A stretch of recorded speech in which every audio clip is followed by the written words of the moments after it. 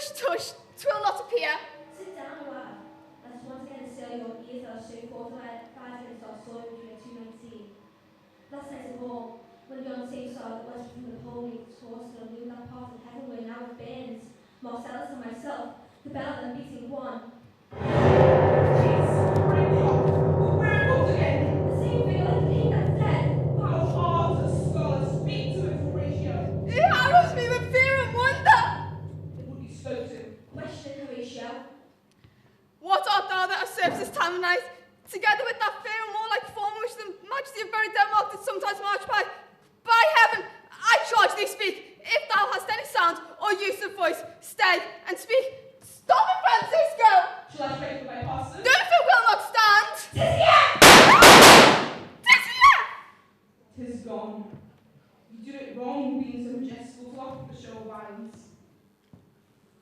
In the gross and scope of mine own opinion, this bodes some strange eruption to our state. Break we our watch up, and let us impart what we have seen tonight unto Hamlet, for this spirit, done to us, will speak to her.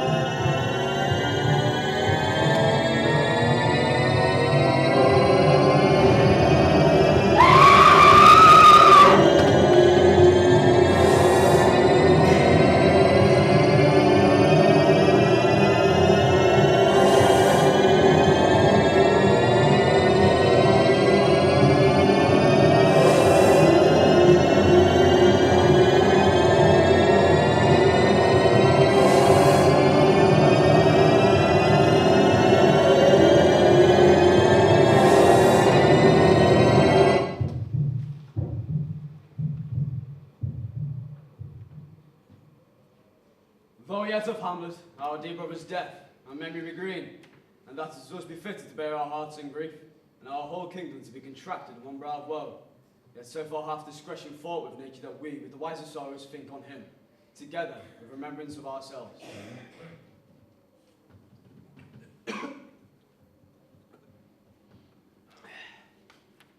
Therefore, our sometime sister, and now our queen, in pale jointures to this warlike state, have we with defeated joy taken to wife.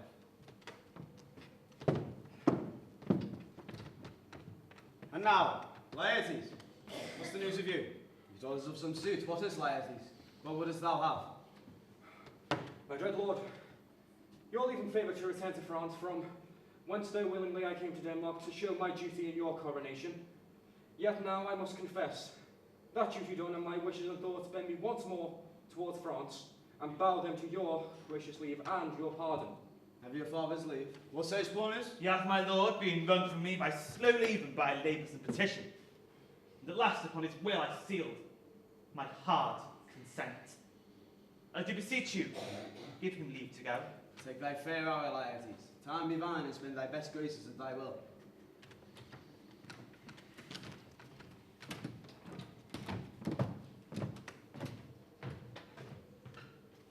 But now, my cousin, Hamlet, and my daughter. A little more than kin and less than kind. How is it that the clouds still hang on you? Not so, my lord. I'm too much in the sun. Oh, good Hamlet, cast the night of colour off and let the fine eye look a friend on Denmark. Do not forever with their ballad seek the noble fire from the dust. Don't know it's common, or the lives must die passing through nature to eternity. Aye, madam, it is common. If it be, why seem so particular with thee? Seems, madam, nay, it is. I know not seems. 'Tis not alone in my inky cloak, good mother, nor customary suits of saul and black that can denote me truly.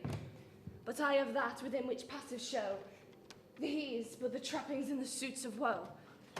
'Tis sweet and commendable in your nature, Hamlet, to give these morning duties to your father. But you must know your father was the father. That father lost his. And the survivor bound with filial obligation.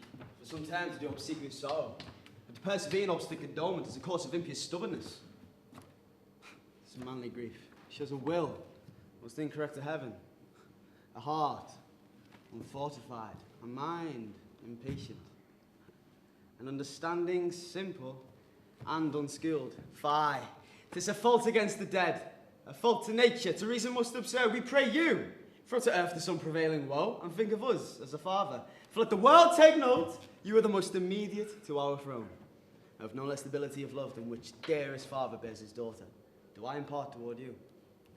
For your intent in going back to school in Wittenberg, it is most retrograde to our desire, and we beseech you, bend you to remain here in the sheer comfort of our eye, our chiefest courtier, cousin, and our daughter. Let not thy mother lose her prayers, Hamlet. I pray thee, stay with us.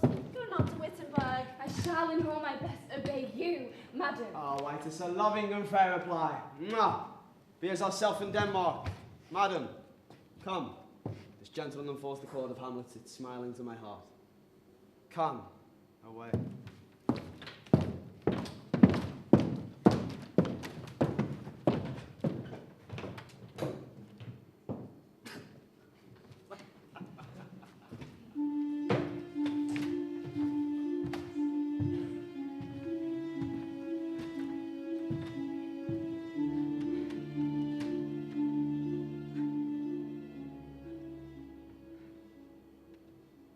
That this too solid flesh would melt, thaw, and resolve itself into a dew. Or that the everlasting had not fixed its can against self-slaughter. Oh God. God!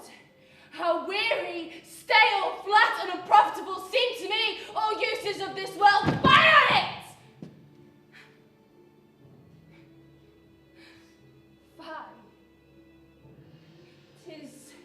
Unweeded garden that grows to seed. Things rank and gross in nature possess it merely. That it should come to this.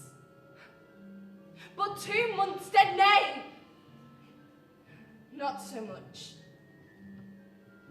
Not 2. So excellent a king that was. To this Hyperion to a satire. So loving to my mother, that he might not teem the winds of heaven visit her face too roughly. Heaven and earth must I remember. Why? She would hang on him as though increase of appetite had grown by what it had fed on. And yet, a little month, let me not think on it. Frailty, thy name is woman! A little month. Nor ere those shoes were old with which she followed my poor father's body. Why she? Even she, oh God! A beast that once discourse of reason would have mourned longer. Married, my uncle, my father's brother, but no more than I to my father than to Hercules. A little month, ere the salt of most unrighteous tears had left a flushing in her galled eyes, she married almost wicked speed to pass with such dexterity to incestuous sheets. It is not, nor cannot come to good, but break my heart, for I must hold my tongue.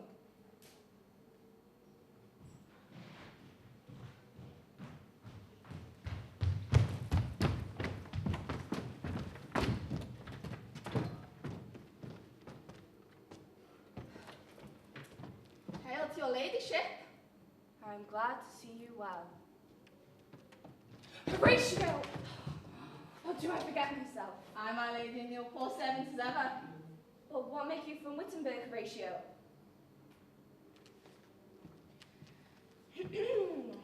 Francisco. My good lady. I'm glad to see you well. Good evening, madam. But what make your affair in Elsinore? We'll teach you to drain deep at your depart.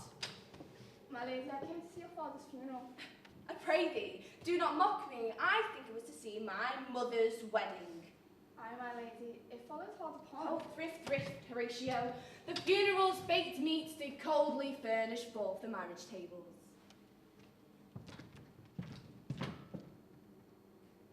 My father. Methinks I see my father. Where, my lady? My mind's eye, Horatio. I saw him once. He was a goodly king. He was a man. Taken for all in all, I shall not look upon his like again. My lady, I think I saw him yesternight. Saw? Who? My lady, the king, your father. The king, my father. Seizing your admiration for a while, with an intent here, till I may deliver upon this witness this marvel to you. 2 nights together had this gentlewoman Francisco on her watch in the dead, fast, and middle of the night, being thus encountered. A figure like your father, armed and point exactly capique, appears before them with solemn march goes slow and stately by. Thrice he walked by my oppressed and fear surprised eyes within his truncheon's length. Whilst they, stilled almost to jelly with the act of fear, stand dumb and speak not to me. This to me, in dreadful secrecy, impart she did, and I with them the 3rd night kept watch, where it had appeared, both in time and form of the thing. I knew your father. These hands are not more like. But where is this? My lady, upon the platform where we watched. Did you not speak to it? My lady, I did, but answer it made none and vanished from our sight. Oh, 'tis very strange. Hold you the watch tonight? We do, my lady. Armed, say you? Armed, my lady. From top to toe? My lady, from head to foot. Then saw you not his face? Yes, my lady, but he wore his beaver up. What? Looked he frowningly? A countenance more in sorrow than in anger. Pale or red? Nay, very pale. And fixed his eyes upon you? Most constantly. I would I had been there. I will watch tonight, perchance will walk again. I warrant it will. If it eschew my noble father's person, I'll speak to it, though hell itself should gape and bid me hold my peace. If you have hitherto concealed this sight, let it be tenable in your silence still, and whatsoever else you'll have tonight, give it an understanding, but no tongue. I will requite your loves. Upon the platform twixt 11 and 12, I'll visit thee.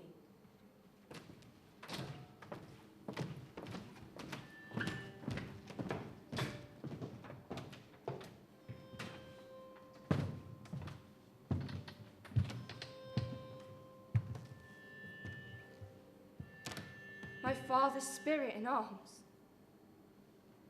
All is not well. I doubt some foul play. Oh, would the night were to come! Till then sit still, my soul. Foul deeds shall rise, though all the earth overwhelm them to men's eyes.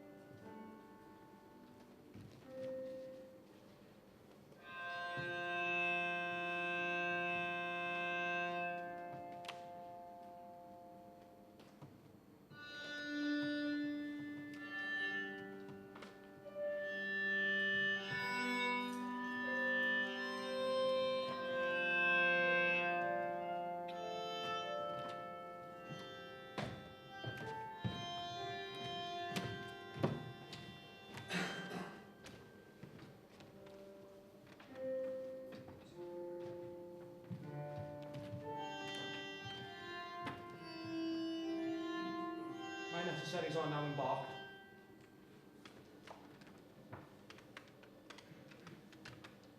Very well. And sister, as the wind gives convoy and benefiting your assistant. Do not speak, but let me hear from you. Do you doubt that? For Hamlet and the trifling of hair favour, hold it to fashion a toy in blood, a violet in the youth of primary nature, forward, not permanent, sweet, not lasting, the perfume and suppliant of a minute, no more. No more but so. Think it no more. Perhaps she loves you now, but you must fear her greatness weight. Her will is not her own. For she herself is subject to her bear. She may not as unvalued persons do carve for herself. For unto the voice and yielding of that body, whereas she is the head. Then weigh what loss your honour may sustain, if, with true credit to you list her songs, or lose your heart, or your chaste treasure open to her unmastered importunity. Fear it, Ophelia, fear it, my dear sister. Out of the shot and danger of desire, the cherished maid is prodigal enough if she unmask her beauty to the moon. I shall be affected as good lesson keepers watch into my heart. But good, my brother, do not, as some ungracious pastors do, show me the steep and thorny way to heaven, while like puss and restless libertine, himself the primrose path of dalliance treads, and recks not his own reed. Oh, fear me not. I stay too long. But here my father comes. Yet here, Laertes, aboard for shame. The wind sits in the shoulder of your sail, and you're stayed for. My blessing with thee. And in these few precepts thy memories see thou character. Give thy thoughts no tongue, nor any unproportioned thought is apt. Neither a borrower nor a lender be, for loan not loses both itself and friend, and following doth the edge of husbandry. This above all to thine own self be true, and it must follow as the night to the day. Thou canst be false to any man. My season blessing this in thee. Most humbly do I take my leave. Farewell, Ophelia, and remember well what I have said. It is in my memory locked, and you yourself shall keep the key of it. Farewell.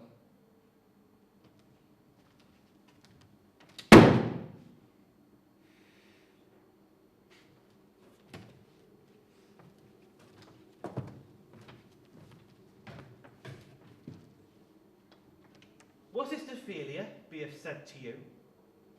So please you, something touching the Lady Hamlet. Marry, well bethought. She's told me she hath very oft of late given private time to you. And you yourself have been most free and bounteous.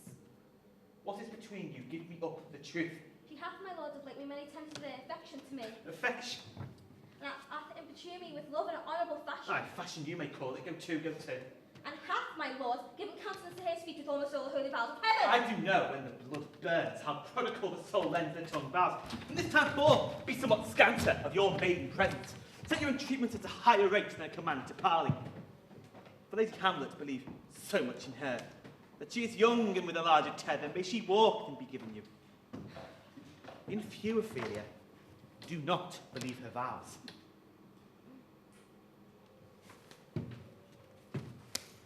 This is for all. I would not, in plain terms, from this time forth, have you so slander any moment leisure as to give words or talk with the Lady Hamlet. Look to it, I charge you. Come your ways. I shall obey, my lord.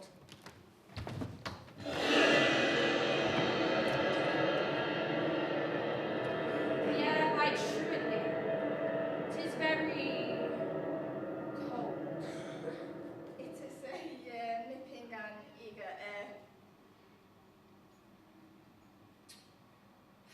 What hour now? I think it lacks of 12. No, it's struck. Indeed, I heard it not. Then it draws near the season wherein the spirit helps one to walk. Look, my lady, it comes. Angels and ministers of grace defend us. Thou comest in such questionable shape that I'll speak to thee. I'll call thee Hamlet, king, father,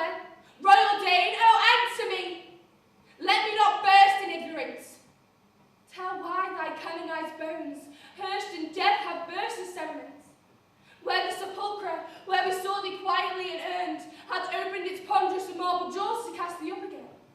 Say, what may this mean that thou, dead course, again in complete steel revisitest us?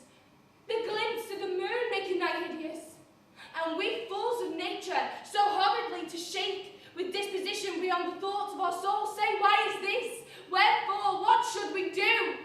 My lady, it beckons you to go away with it. Look with what courteous action raves you forth from Rory Brown, but do not go with it. No, by no means. Why? What should be the fear? I do not set my life in a pin's fee. And as for my soul, what can it do to that, being a thing immortal as itself? It waves me forth again. Go on, I'll follow thee. You shall not go, my lady. Hold off your hands. Be ruled, you shall not go. My fate cries out, unhand me! By heaven, I'll make a ghost of she that lets me. Go on, I'll follow thee. She waxes desperate with imagination. Let's follow. It's not fit thus to obey her. Have after, to what issue will this come? Something is rotten in the state of Denmark.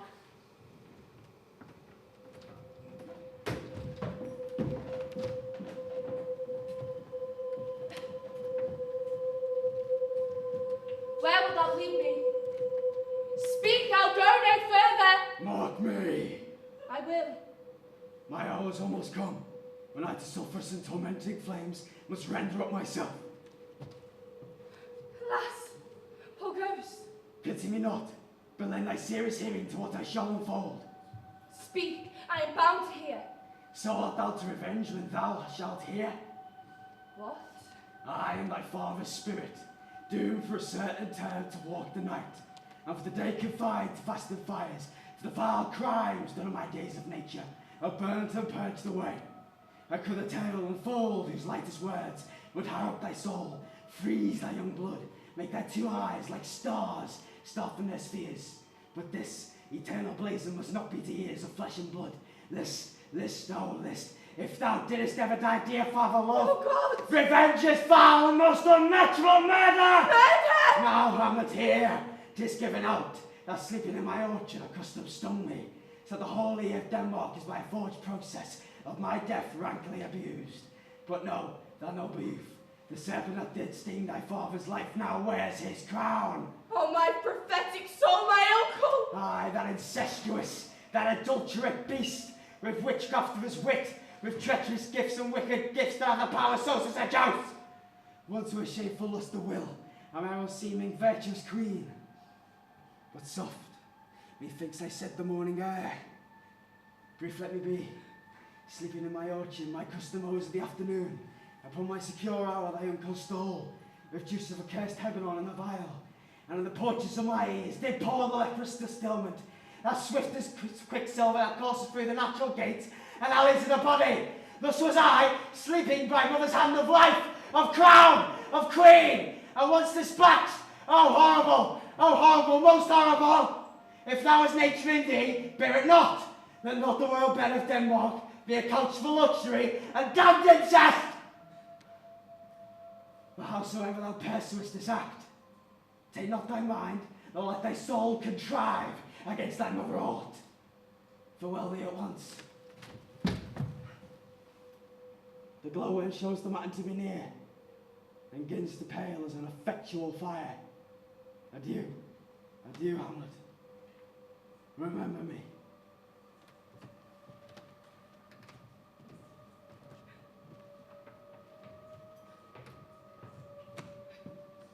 Oh, you host of heaven!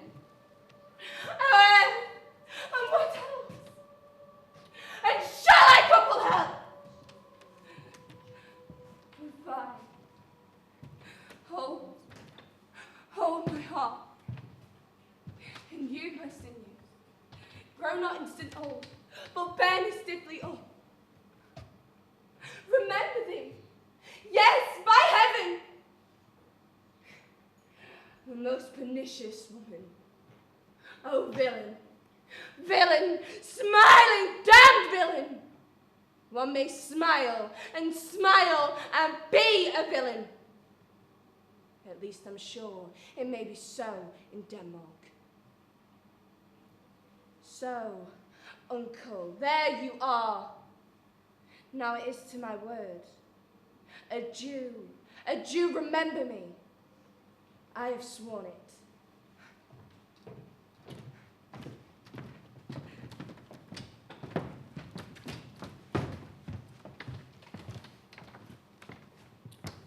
How is my good lady?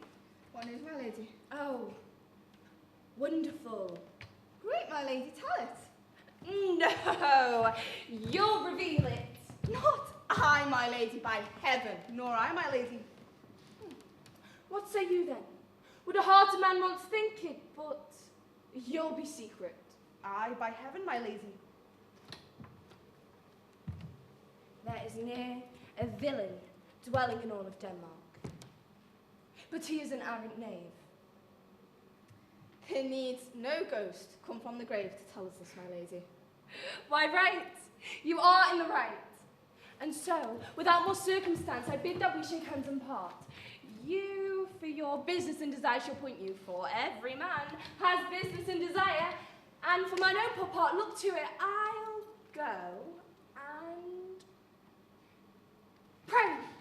These are the wild and whirling words, my lady. I'm sorry they offend you, Hartley. Yes, fate, Hartley. There's no offence, my lady. Yes, but by St. Patrick there is Horatio, and much offence too. Touching this vision here, 'tis an honest ghost, that let me tell you.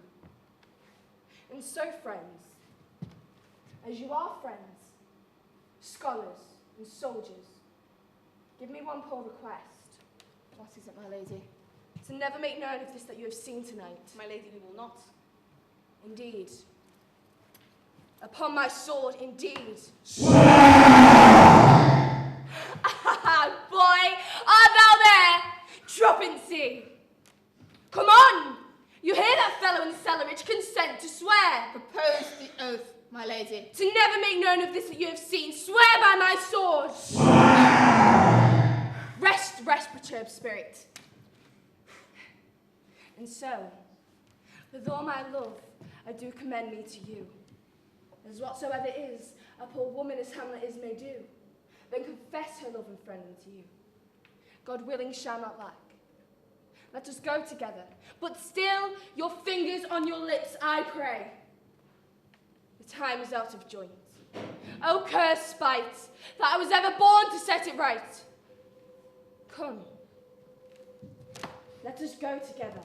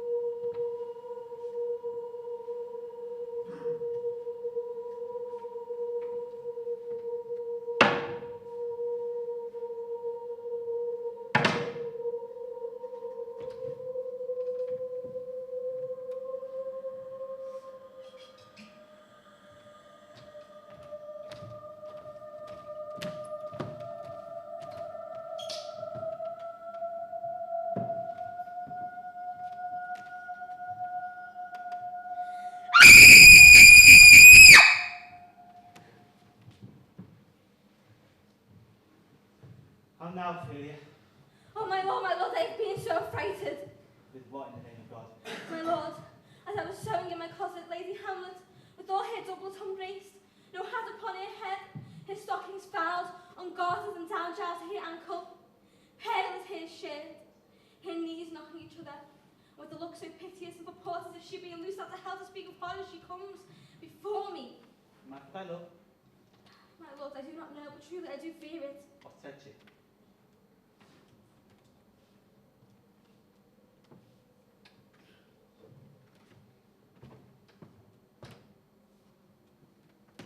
She took me by the wrist and held me hard. Then she goes to the length of all her arm, and with this other hand over her brow, she forced herself to bruise over my face as she would draw it. Long stayed she so. At last, a little shaking of mine arm, and thrice her head waving up and down. She raised a sigh, so piteous and profound as it did seem to shatter all her bulk and end to her being. That done, she let me go. And with her head over her shoulder turned, she seemed to find the way without her eyes. For out the door she went without their helps, and to the last, bended their light on me.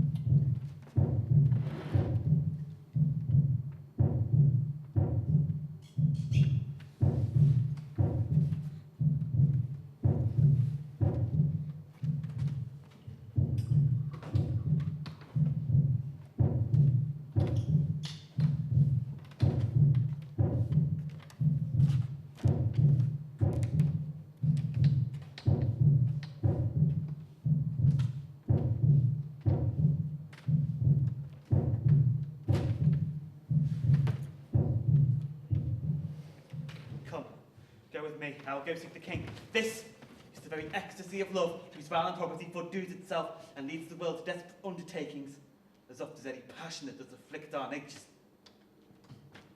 I'm sorry. Have you given her any hard words of late? No, but as you did command, I did repel her letters and denied her access to me. That have made her mad. I'm sorry that with better heed and judgment I had not quoted her. I feared she did but trifle them indirectly, but shrewd my jealousy.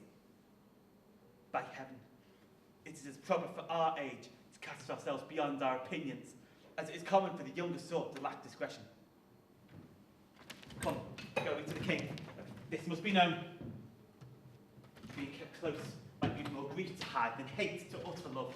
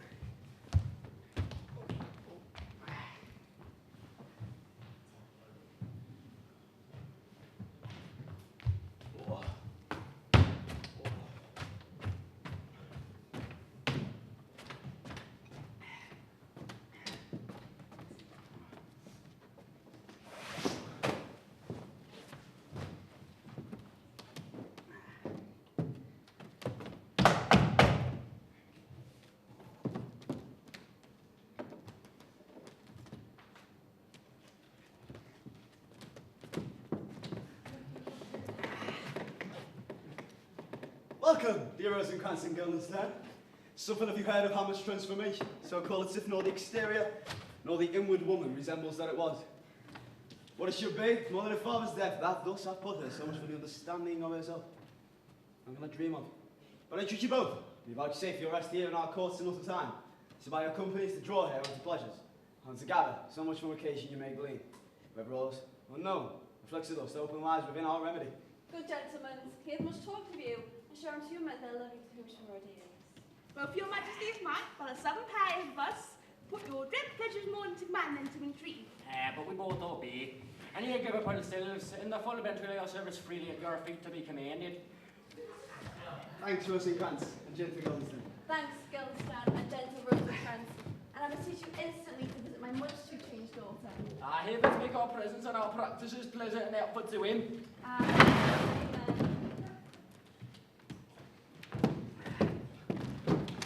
Since brevity is the soul of wit, tedious the limbs, and outcautious, I will be brief. Your noble daughter is mad. Mad I call it, but to define true madness, what is but nothing else to be mad? But let that go. More matter with less art. Madam, I swear I use no art at all. That she is mad, 'tis true, and pity 'tis true. Foolish figure. I have a daughter! And while she is mine, who in her obedience mark have given me this, now gather and surmise. To my soul's idol, the celestial, the most beautified Ophelia. That's an ill phrase, a vile phrase. Beautified is a vile phrase. But you shall hear thus, in her excellent white bosom, these and Came this from Hamlet to her. Good madam, stay a while, I will be faithful. Doubt thou that the stars are fire. Doubt that the sun doth move. Doubt the truth to be a liar. But never doubt that I love. Oh, Ophelia, I am ill at these numbers. I have no art to reckon my groans with thee, but that I love thee best, her most best. Believe it, thine evermost more dear lady, that this machine is to her. Hamlet. This in obedience hath my daughter shown me. And what above hath her solicitings, as they fell out by time, by means, and place, all given to mine ear. But how have she received her love? What do you think of me? As a man faithful and honourable? I would fain prove so. When I'd seen this hot love on the wing to my young mistress, thus I did speak. Lady Hamlet is a princess out of thy star, this must not be. Which done, she took the fruits of my advice, and she repulsed. Short tale to me, fell into a sadness, thence to a fast, thence to a watch, thence to a lightness, thence to a weakness, and by this declension into a madness, wherein now she raves, and we all mourn for. Do you think 'tis this? Maybe, very likely. After being such a time, I'd fain know that I positively said 'tis so, when proven otherwise. Not that I know. Take this from this, if it be otherwise. If circumstances lead me, I will find where the truth is hid, though it be hid indeed within the centre.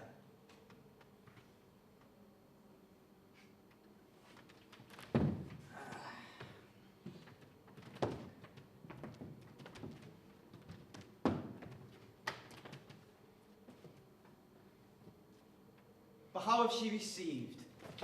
If ever. You know, sometimes, Lord, she walks together 4 hours here in the lobby. No, she does indeed. At such a time, I lose my daughter to her. Be you and I behind and arrest her. Mark the encounter. If she love her not fallen, her reason thereon. Let me be no assistant to an estate, but keep a farm and carters. We will try it. But look, where sadly the poor wretch comes reading. Away! I do beseech you, both away. I'll board her presently.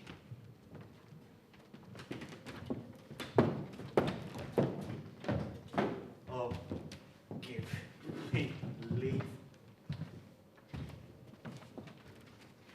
How dost, my good Lady Hamlet?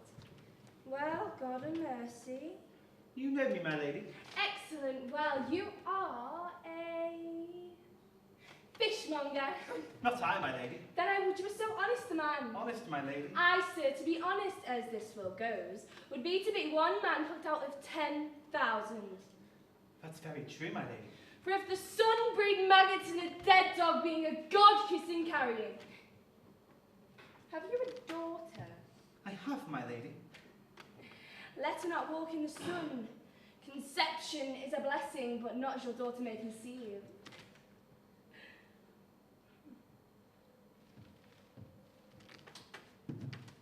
What say you by that? Still on at my daughter? Yet she knew me not at first. What do you read, my lady? Words. Words. Words. What is the matter, my lady? Between who? I mean the matter that you read, my lady. Slanders, sir.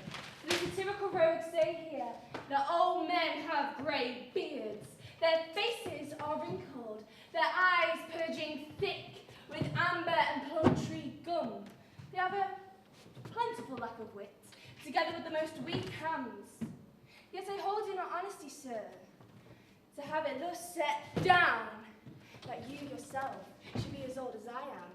If like a crab, you could go backwards. Though this is madness, yet there is method in it. Will you walk out of the air, my lady?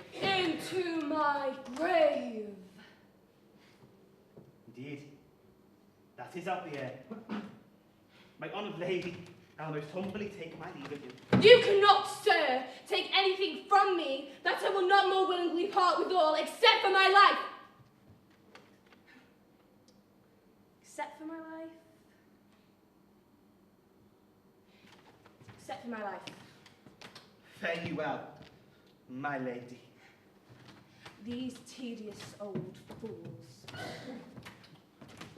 You, go to seek the Lady Hamlet. Here she is. God save you, madam. My honoured lady! My most dear lady. My excellent good friends, how dost thou, Guildenstern? Ah, Rosencrantz, good lads, how do you both? As the indifferent children of the earth. Happy in that we are not over happy, but unfortune's cap we are not debating booting. Nor the soles of her shoe. Neither, my lady. And you live about her waist or in the middle of her favours. Ah, faith her privates. We. That's true. She is a strumpet. What's the news? None, my lady, but that the world's grown honest. Then doomsday is near. But your news is not true. Let me conjure you this by the rights of our fellowship. I know the good king and queen have sent you. My lady, we were sent for. I know. And I will tell you why. And so shall your anticipation prevent my discovery. And your secrecy to the king and queen bolt no feather. I have of late, but wherefore I know not, lost all my mirth, forgone all custom of exercise. And it goes so horridly with my disposition that this goodly frame, the earth, seems to me but a sterile promontory. That this most excellent canopy, the air, look to it, this brave, o'erhanging firmament, this majestical roof fretted with golden fire, why? It appears to me no other thing than a foul and Basilian congregation of vapours. What piece of work is man? How noble in reason, how infinite in faculty, how in form and express a moving, in action, how like an angel, in apprehension, how like a god. The beauty of the world, the paragon of animals. And yet, to me, what is this quintessence of dust? Man delights not me. No, nor woman neither. Though by your smiling you seem to say to so. Friends, you are welcome to Elsinore. Where my uncle What, my dear lady? I am but mad, north, northwest when the wind is southerly. I know a hawk from a handsaw. Well, be with you, gentle people. Hark you, Gildersleeve, and you too, Rosencrantz. Each a hero. That great baby you see over there is not yet out of his swaddling clouds. Happily, the second time comes then. They say an old man is twice a child. Why, you say right. Was Monday morning, 'twas so indeed. My lady, I have news to tell you. My lady, I have news to tell you. The actors are come hither, my lord. Upon mine honour. Then came the chapter on his arms. Oh, Jephthah, judge of Israel, what treasure hadst thou? What a treasure had he, my lady? Why, one fair daughter which she loved passing low. Still on at my daughter. Am I not in the right, old Jephthah? You call me Jephthah, my lady. I have a daughter that I love passing well. Nay, that follows you not. What follows then, my lady? As by lot, God wot, and then you know. Good, my lord, you see the players well bestowed. Do you hear? Let them be well used, for they the brief and abstract chronicles of the time. After your death, you would have but epitaph and ill reports while you live. My lady, I will use them according to their desert. Good body, kinsman, much better. Use every man after his desert. And who should escape whipping? Use them after your own honour and bounty. The less merit in their performance, the more honour in your dignity. Take them in.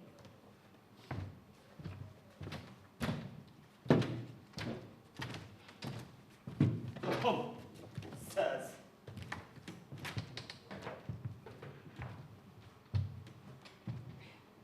Now I am alone. Oh, what a rogue and peasant slave am I! What would he do, had he the cue for passion that I have?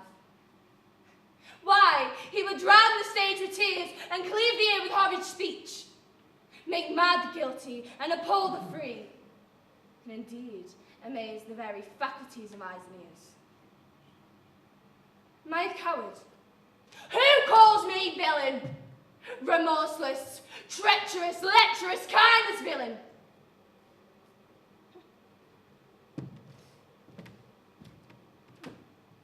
I have heard that guilty creatures sitting to play have been so struck to the scene that they have proclaimed their manifestations.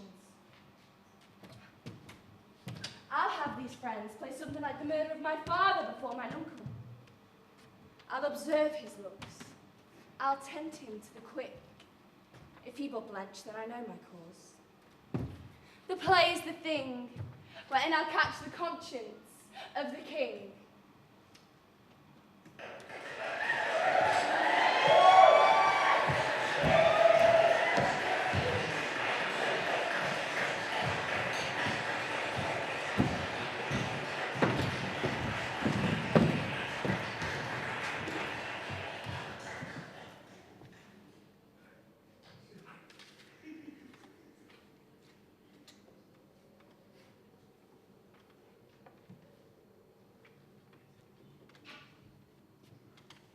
And can you, by no drift of circumstance, get from her while she puts on this confusion, grating so harshly all her days of quiet with dangerous and turbulent lunacy? She does confess she feels herself distracted. From what cause she will by no means speak. Nor do we find her forward to be sounded, but with a crafty madness keeps aloof. When we will bring her unto some confession of a true state. Did she receive you well? Most like a lady. With much force in the main disposition. Of our demands, most free in her reply. Good gentlemen, give it a further edge, and drive these purposes onto these delights. We shall, my lord. Oh, Gertrude, leave us too. We have closely sent for Hamlet hither, that she, as twere by accident, may hear affront Ophelia. I shall obey you. For your part, Ophelia, I do wish that your good beauties be the happy cause of your madness. Madam, I wish it may.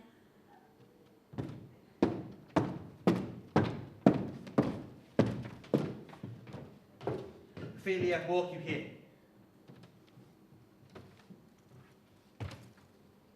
Gracious!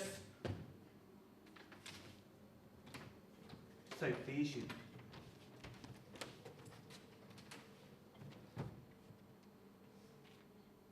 We are off to blame in this. Tis too much so with devocious action and pious action. We do sugar over the devil himself. But 'tis too true. How smiles the lash the speech doth give my conscience. I hear it coming. Let's withdraw, my lord.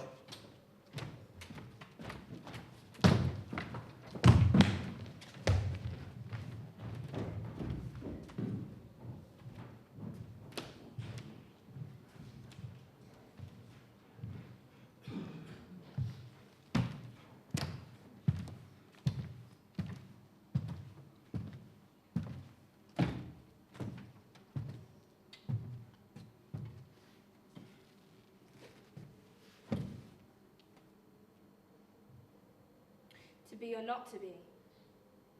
That is the question.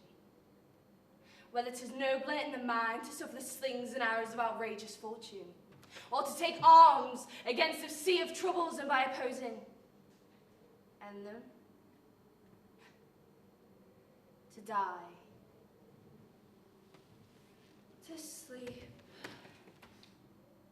no more. And by asleep, we say to end the heartache and 1,000 natural shocks that the flesh is heir to.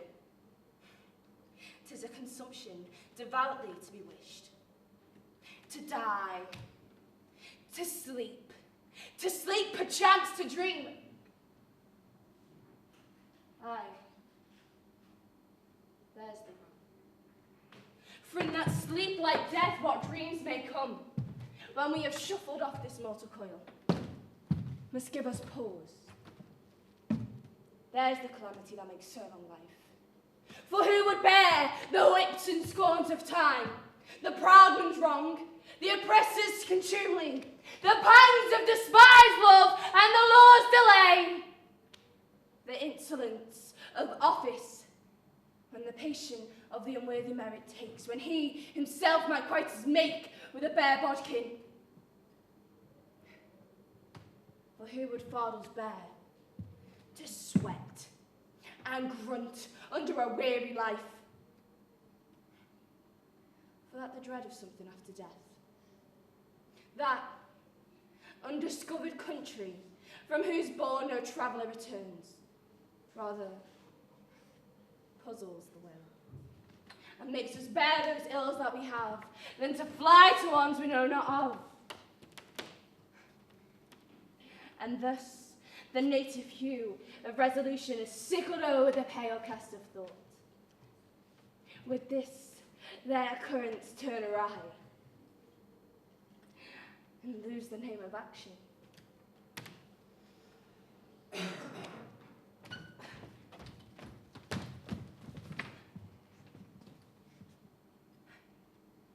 Soft you now, fair Ophelia, nymph in thy horizons, be all my sins remembered. Good, my lady. How does your honour for this many a day? I humbly thank you. Well, My lady, I have removed instances of yours that I have long longed to redeliver. I pray you now receive them. no, not I. I never gave you aught. My lady, you knew quite well you did. With those words of so sweet breath, their perfume lost. Take these again. The rich gifts wax poor and givers prove unkind. There, my lady. Are you honest? My lady. Are you fair? What means your ladyship? That if you be honest and fair, your honesty should admit no discourse to your beauty. Could beauty, my lady, have more commerce than honesty? Aye, truly. For beauty can transform honesty from what it is to a bawd. Then honesty can translate beauty into its likeness. This was sometimes a paradox, but now time gives it proof. I did love you once.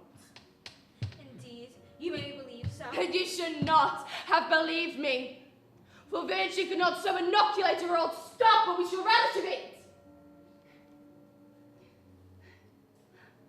I love you not.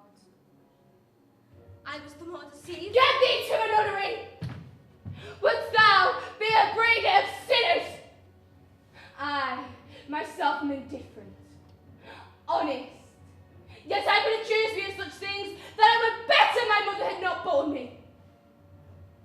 I'm very proud, revengeful, with more offences at my beck than I had thoughts to put them in, imagination to give them shape, or time to act them in.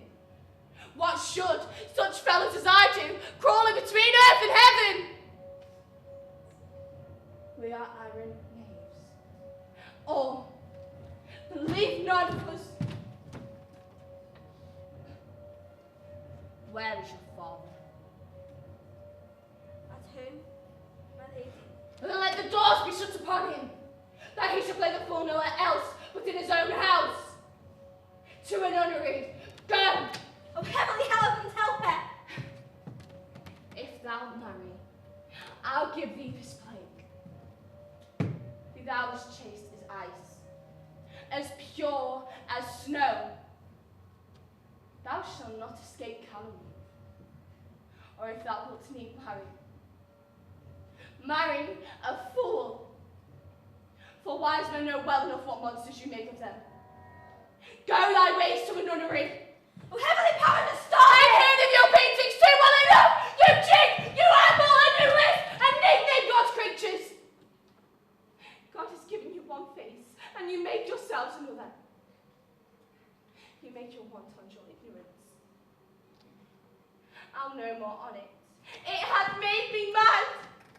I say, we will have no more marriages. Those that are married already, all but one shall live. The rest shall keep as they are. To a nunnery. Go!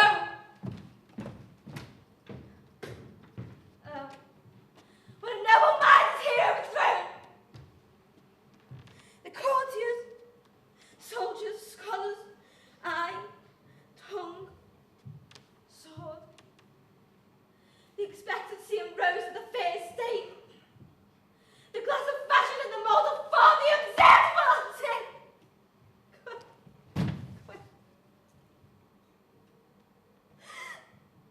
And I, of ladies most dejected and wretched, that sucked the honey from her music vows.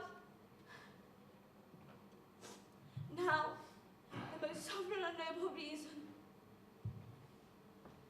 like sweet bells jangled, out of tune and hard. The unmatched form and feature of blown youth blast of ecstasy. Ah, woe is me. To see what I have seen. To see what I see.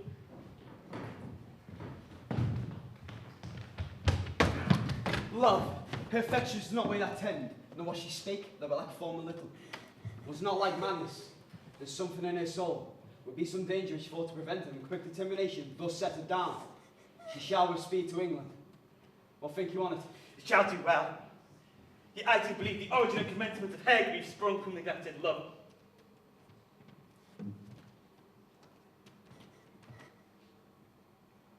How now, Ophelia?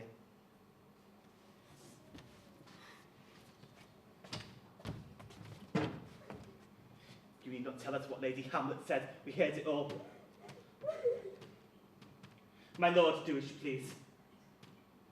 But if you hold it fit, after her play, let her mother all alone entreat her to show her grief. Let her be round with her. Now we place, so please you, in the ear of all their conference. If she find her not, to England send her, or to wherever your wisdom best shall think. Shall be so.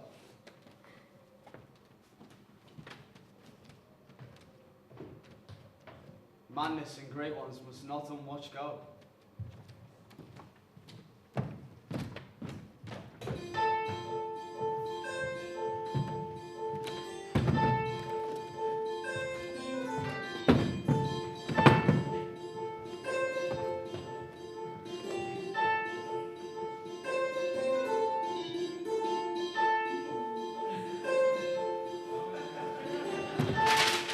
Speak the speech, I pray you, as I pronounce it to you trippingly on the tongue.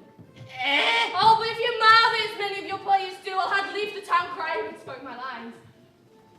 Nor to soar the air too much with your hands. Use all but gently, for in the very torrent, tempest, and as I may say the word with a passion, you must forget and give it to tenderness and may give it smoothness. Oh, it offends me to the very soul to hear such periwigged patty fellow tear a passion to tatters, to very rags, to split the ears of the groundlings who, for the most part, are capable of nothing but inexplicable dumb shows and noise. I'd have such a fellow whipped for overdoing termament. Our heritage, I pray you, avoid it. I warrant, Your Honour. Be not detained neither. Let your own discretion be your tutor. Suit the action to the word and the word to the action. With this special I bestow not the modesty of nature. And let those that play your clowns speak no more than is said down for them. For there be of them that will themselves laugh, to laugh on some other barren spectres too. Now, there be some questions of the play be then to be considered. That's villainous, and shows a pitiful ambition in the fool that uses it. Go, make you ready.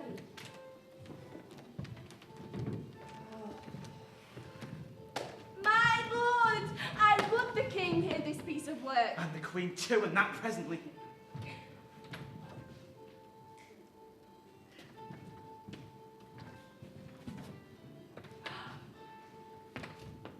I bid the players make haste. What ho, Horatio? Here, sweet lady, at your service. Horatio, thou art even just a woman as my conversations cope with all. Oh, my dear lady. Nay, do not think I flatter. Observe, mine uncle. If it is a kill to guilt, do not itself enkindle in one's speech, then 'tis a damned ghost that we have seen. And my imaginations are as foul as Vulcan's stiffy. For mine eye shall rivet to his face, and afterwards we will both for judgment join in centre of his seeming. Well, my lady, if you steal aught whilst this play is playing, and escape detecting, I will pay the theft. They are coming to the play. I must be idle. Get your place. How fares our cousin Hamlet? Excellent. In the faith of the chameleon's dish, I eat the air from his crown. I do not feed capons so. I have nothing with this answer, Hamlet. His words are not mine. No. Nor mine now.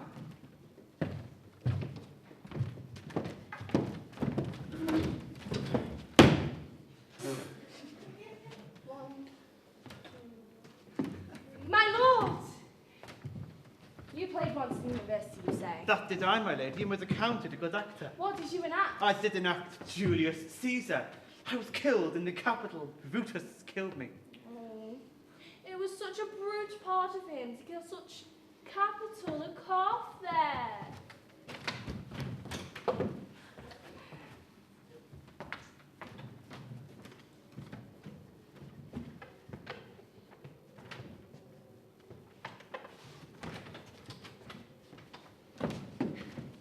Come hither, my dear Hamlet. Sit by me. No, mother. His metal more attractive. What ho, do you mark that? Lady, shall I lie in your lap? No, my lady. I mean, my head on your lap. I, my lady. Oh, did you think I meant cunt? Rheumatis. I think nothing, my lady. That's a fair thought. To lie between maids' legs. What is my lady? Nothing. You are merry, my lady. Oh God, you're only jig maker. For what should any man do but be merry?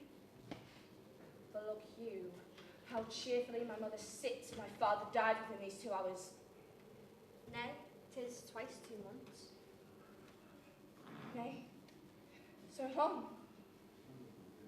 And let the devil wear black, for I have a suit of sables. Oh heavens, died 2 months and not forgotten yet.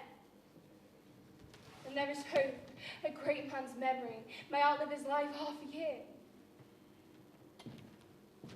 For us and our tragedy, here's stooping to your clemency. We beg your hearing patiently. Is this the prologue or a posy of a ring? 'Tis brief, my lady. As woman's love. Full 30 times has Phoebus' cart gone round, Neptune's salt wash and Tellur's orbed ground, and 30 dozen moons with borrowed sheen about the world of time 1230's been. Since love our hearts and Hymen did our hands, in like a mutual unto most sacred bands. So men our journeys, may the sun and moon make us again count our ere love be done. But woe is me, you are so sick of late, so far from cheer and from your former state, that I distrust you. Yet, though distrust discomfort you, for the women's fear and love holds quantity, in neither art or in extremity. Faith, I must leave thee, love, and shortly too. Our operant powers their functions leave to do, and thou shalt live in this farewell behind. Honoured, beloved, and happily one as kind, for husband shalt thou. I shall find the rest. Such love meets treason in my breast. 2 husbands wed, let their love be accursed. None wed the second, but he wed the first.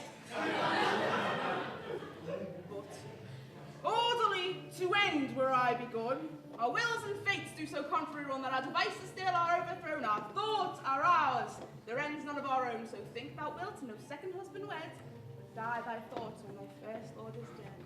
No earth to me give food, no heaven light. Sport repose locked from me day and night. To desperation turn my trust and hope, and anchor's cheer and prison be my scope.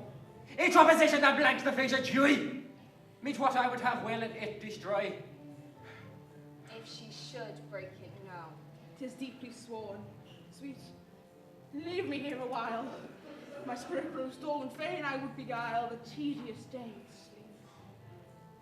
Sleep rock thy brain, and never can mischance between us twain.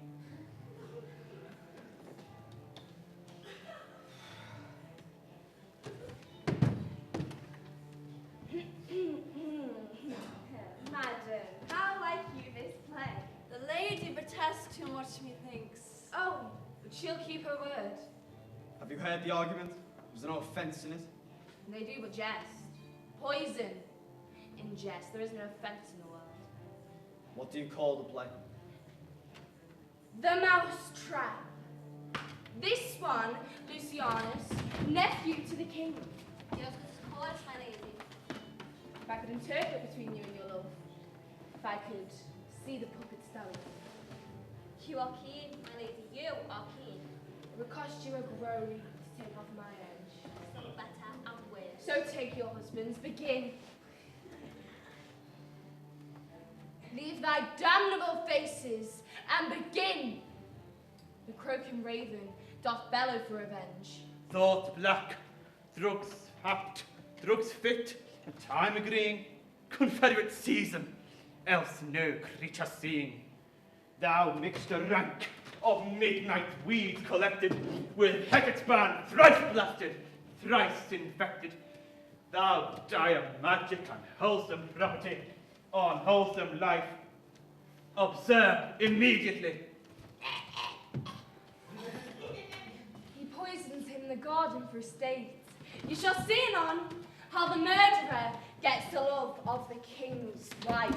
The king rises. What? Frightened with false fire. How fares, my lord? Give o'er the flight. Give me some light. Away!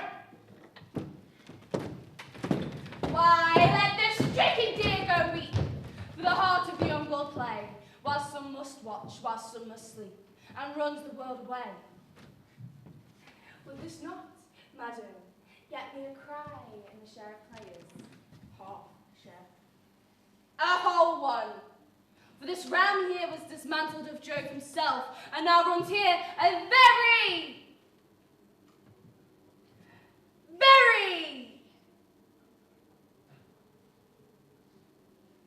Payjock. You might if I. Oh, good, Horatio. I'll take the ghost word for £1,000. Did you see? I did very well there too. Upon the talk of the poisoning. I did, my lady.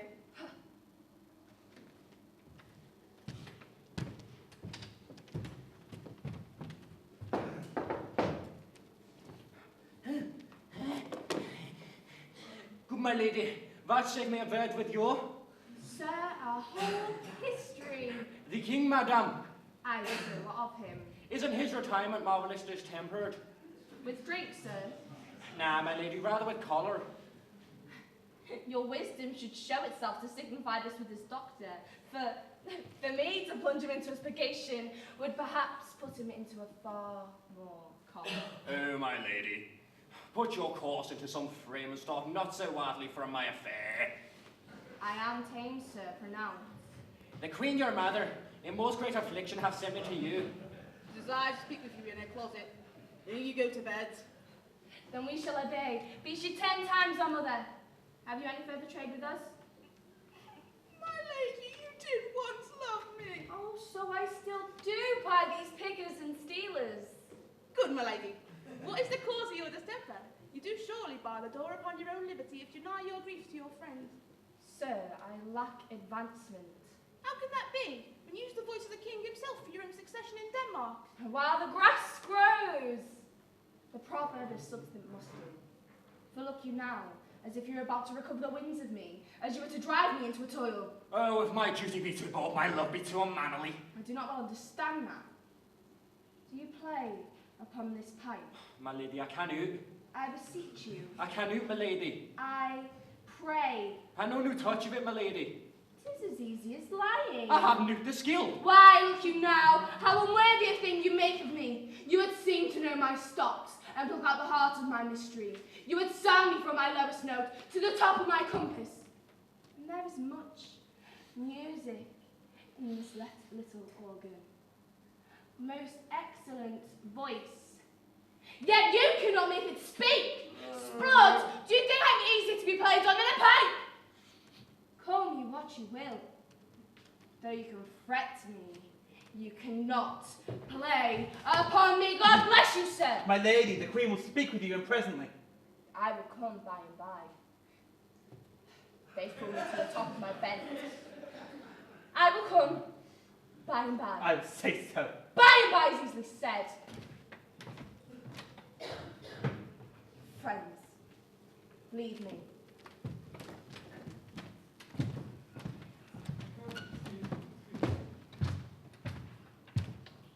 'Tis now the very witching time of night, where churchyards yawn, and hell itself can breathe out contagion to this world. Oh, now I could drink hot blood, and do such bitter business that the day will quake to look on. Soft to my mother. O soul, let not Nero enter this firm bosom. I'll be cruel to her, not unnatural. I will speak daggers to her, but use none. In this, my tongue and soul be hypocrites. Now so, however she be shent, to seals never my soul consent.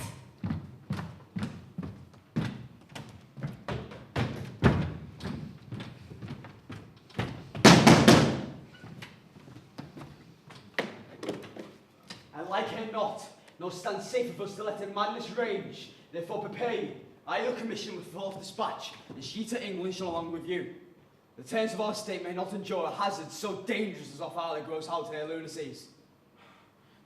We will ourselves provide.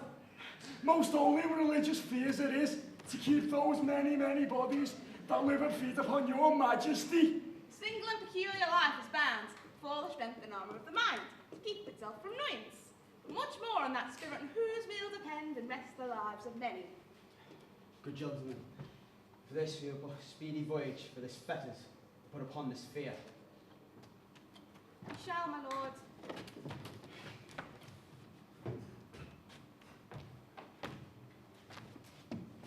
My lord, she's going to her mother's closet. Behind the arras, I'll convey myself to overhear the speech advantage. I'm worried she'll tax her home. And as you said, and wisely, was it said? To meet with some more audience than a mother, since nature makes them partial, should overhear the speech advantage. Fare you well, my liege. I'll call upon you ere you go to bed. Tell you what I know. Thanks, dear my lord.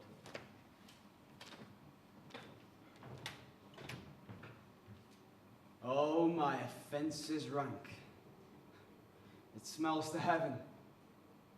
It hath the primal of his curse upon it, a brother's murder. Pray can I not? Though inclination be as sharp as will, my stronger guilt defeats my strong intent. And like a man to double business bound, I stand in pause, but I shall first begin, and both neglect. What if this cursed hand were thicker than itself for brother's blood? Is there not right enough for the sweet heavens to wash it white as snow? Whereto serves mercy, but to confront the visage of offence? And what's in prayer but this twofold force to be forestalled ere we come to fall? Pardon being down. Then I'll look up. My fault is past, but oh, what form of prayer can serve my turn? Forgive me my foul murder?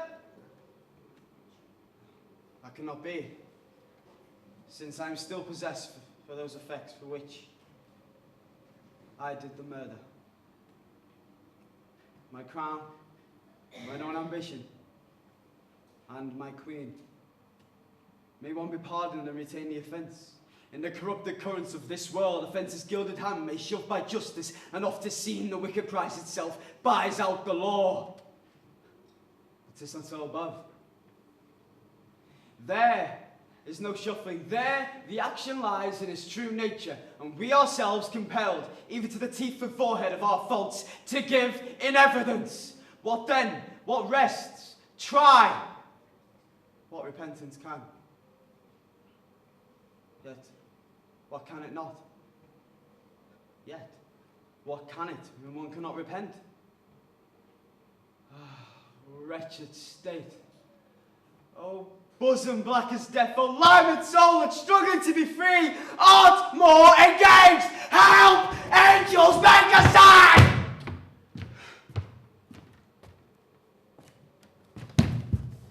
Bow stubborn knees, and heart with strings of steel. Be soft as sinews of the newborn babe.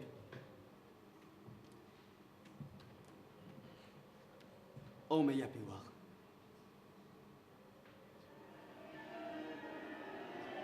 Now might I do it, Pat. Now that he is praying. And now I'll do it!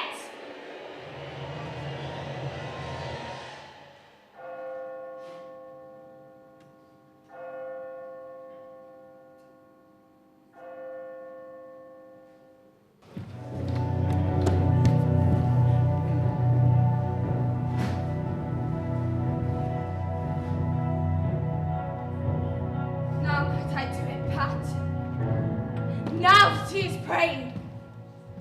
And now I'll do it. And so he goes to heaven. And so am I revenged.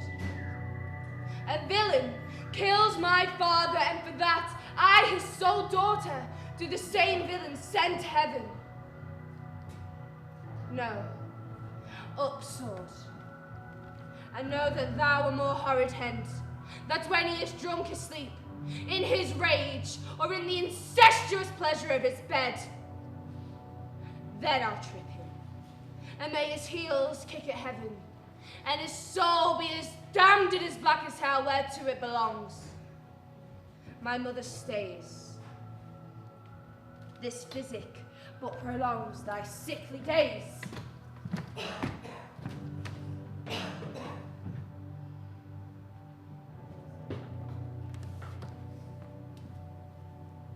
My words fly up. My thoughts remain below. Words without thoughts never to heaven go.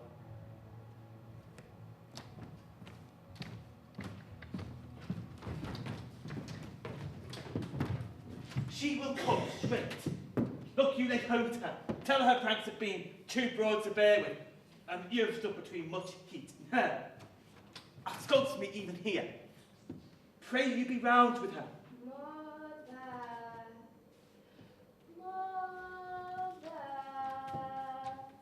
I'll warrant you. Fear me not. Withdraw. I hear it coming. Now then, what's the matter? Hamlet! Thou hast thy father much offended. Mother, you have my father much offended. Come, you answer with an idle tongue. Go, you question with a wicked tongue. Why, how now, Hamlet? What's the matter now? Have you forgot me? No, by the word not so. You are the queen. Your husband's brother's wife, and were it not so, you are my mother. Nay then, I'll set those two that can speak. Come, sit you down. You shall not go. You shall not budge until I set you up a glass where you see the inmost part of you. What wilt thou do? Thou wilt not murder me. Help! What her? A murderer? Help!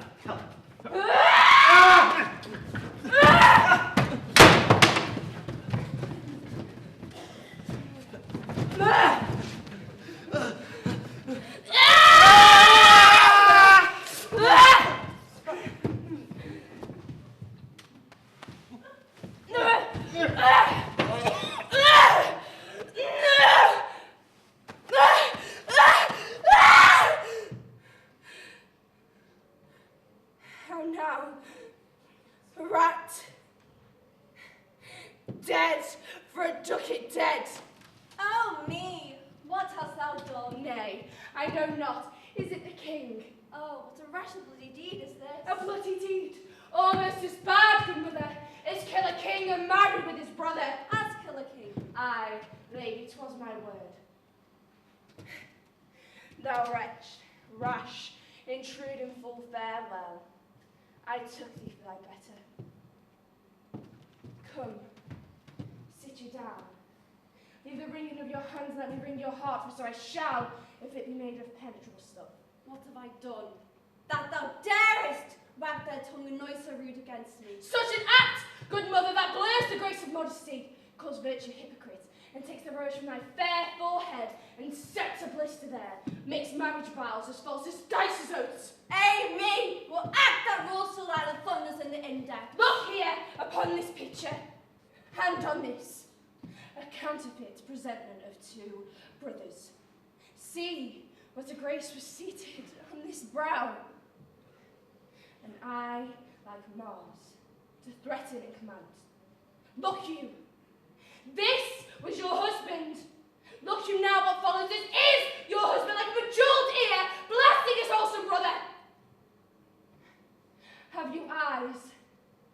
Oh, you cannot call it love. For at your age, the heyday in the blood is tame.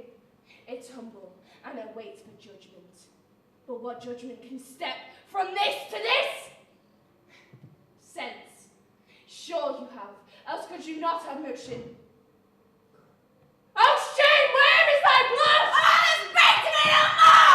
Don't touch my eyes, it's my very soul, and there's your blood and grey spots, as will not leave that taint. Nay then, to live in the rank sweat of an unseen bed, honeying and making love over the nasty side. Speak no more! A murdering a villain, the compass of the empire, the precious diamond stole, and put it in his pocket. No more! A king of shreds and patches.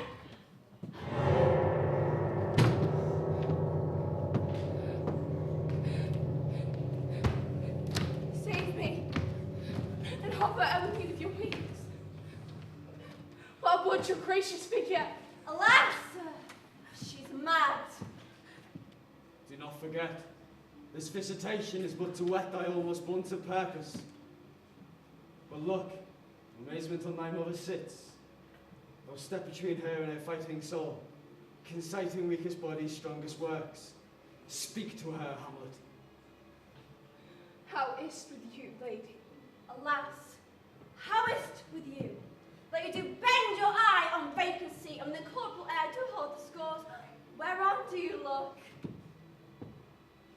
On him! On him!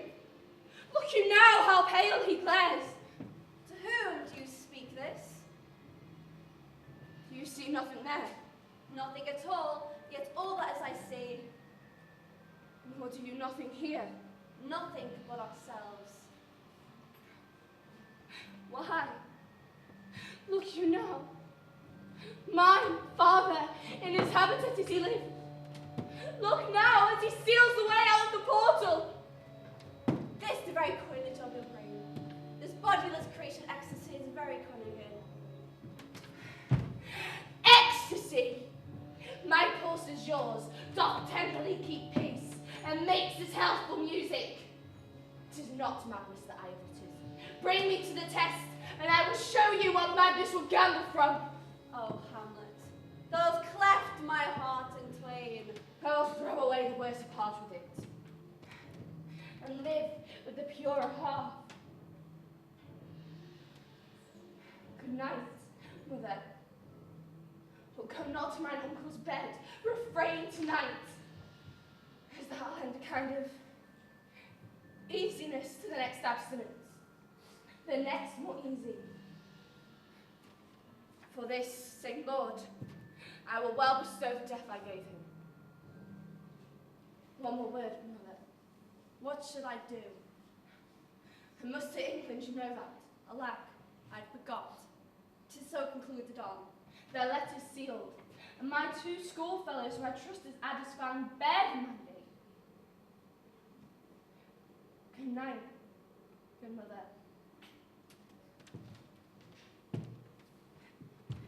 Come, sir.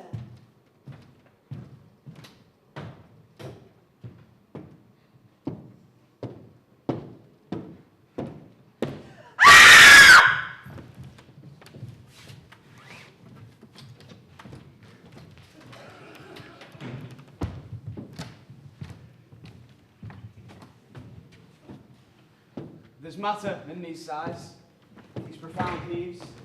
We translate, this fit, we understand them. Where's your daughter? Ah, my good lord, what I have seen tonight. What, Gertrude? How does Hamlet? Man as the sea when we're both content, which is the mitre. There's lawless fit behind their house. Here's some stir. Whips out her rapier cry. A rap, and in his British apprehension kills Unseen. Good old man. Oh, heavy deed. It have been so with us. Have we been there? Her liberty is full of threats to all. To you yourself, to us, to everyone. Where's she gone? To draw upon the body she hath killed. Oh, Gertrude. Come away. The sun no sooner shall the mountains touch. We will ship her hence, of majesty and skill, countenance and excuse.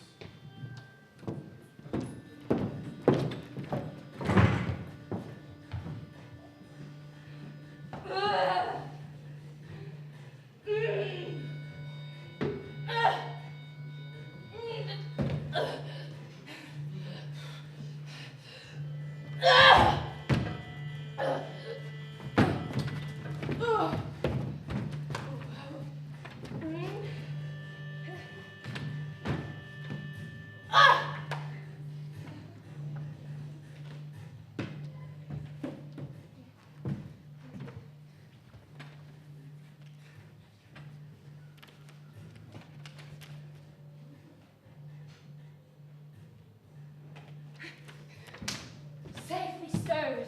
Hamlet, Lady Hamlet! What noise? Who calls on Hamlet? Oh, here they come. My lady, what have you done with the dead body? Compounded with dust where Tutus king. You must tell us where it is, and soon we can go to the chapel and take it hence. Do not believe it. Believe what? That you should keep your counsels, and not mine own. besides? To be demanded of a sponge? What would the replication of a daughter of a king? Take you me for a sponge, my lady? Aye, sir. One that soaks up the king's countenance, his authorities, and so he keeps them, like an ape, first mouth to be last swallowed, and so, sponge, you shall be dry again. My lady, you must tell us what you've done with the body. The body is with the king, but the king is not with the body. The king is the thing. A thing, my lady? Of nothing! Bring me to him. Now, Hamlet, where's Polonius? At supper? At supper. Where? Not where he eats, but where he's eaten. A certain convocation of politic worms are eaten at him. Alas, alas.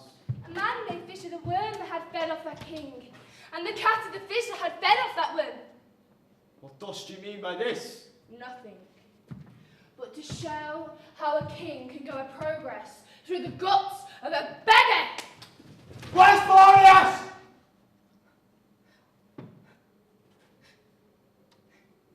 In heaven.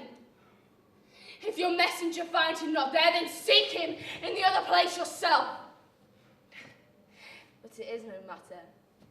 If you find him not within this month, you shall notice him as you go up the stairs and into the lobby. Go seek him there. He will stay till ye come.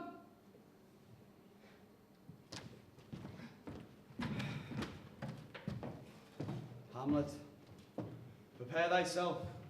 The bark is ready, the wind a help. And his sauces tend, and I think is bent for England. For England! Aye, Hamlet, Good. so is it. If thou knewest our purposes. I see a cherub that sees them. Good. All is set for England. Farewell, dear mother. Thy loving father, Hamlet. My mother. Father and mother is man and wife. Man and wife is one flesh. And so, mother, come. For England!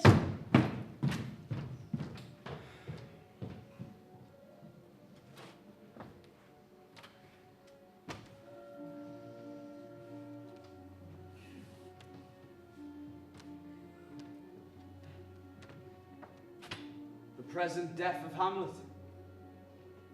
Do it, England. For like the hectic of my blood she rages, till I know 'tis done, however my haps and joys were never begun!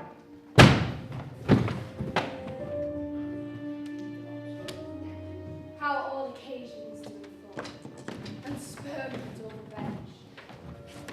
What is a man, if his chief, good, and market of his time could sleep and feed? A beast no more. Sure he, that made us not with that capability of godlike reason, to fuss in us unused. How stand I then?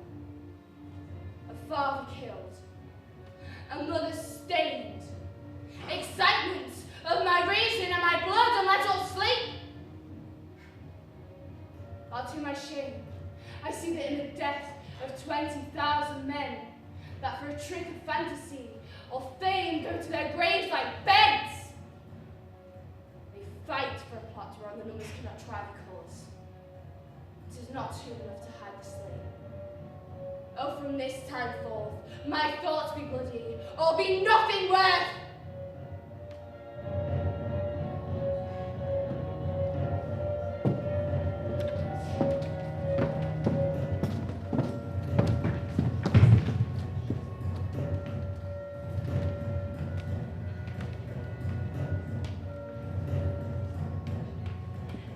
I will not speak with her. She is importunate, indeed distract. Her mood will need be pitied. What would she have? She speaks much of her father, says she hears tricks in the world, and hems, and beats her heart, speaks things in doubt that carry but half sense. Her speech is nothing. Yet, the unshaped juice of it doth move the hearers to collection. 'Twere good she was spoken with, for she may strew dangerous conjunctors in ill-breeding minds. Let her come in. To my sick soul, the sensual nature is toys his prologue is so great amiss. So full of artless jealousy, its guilt, spilled itself and fearing to be spilt.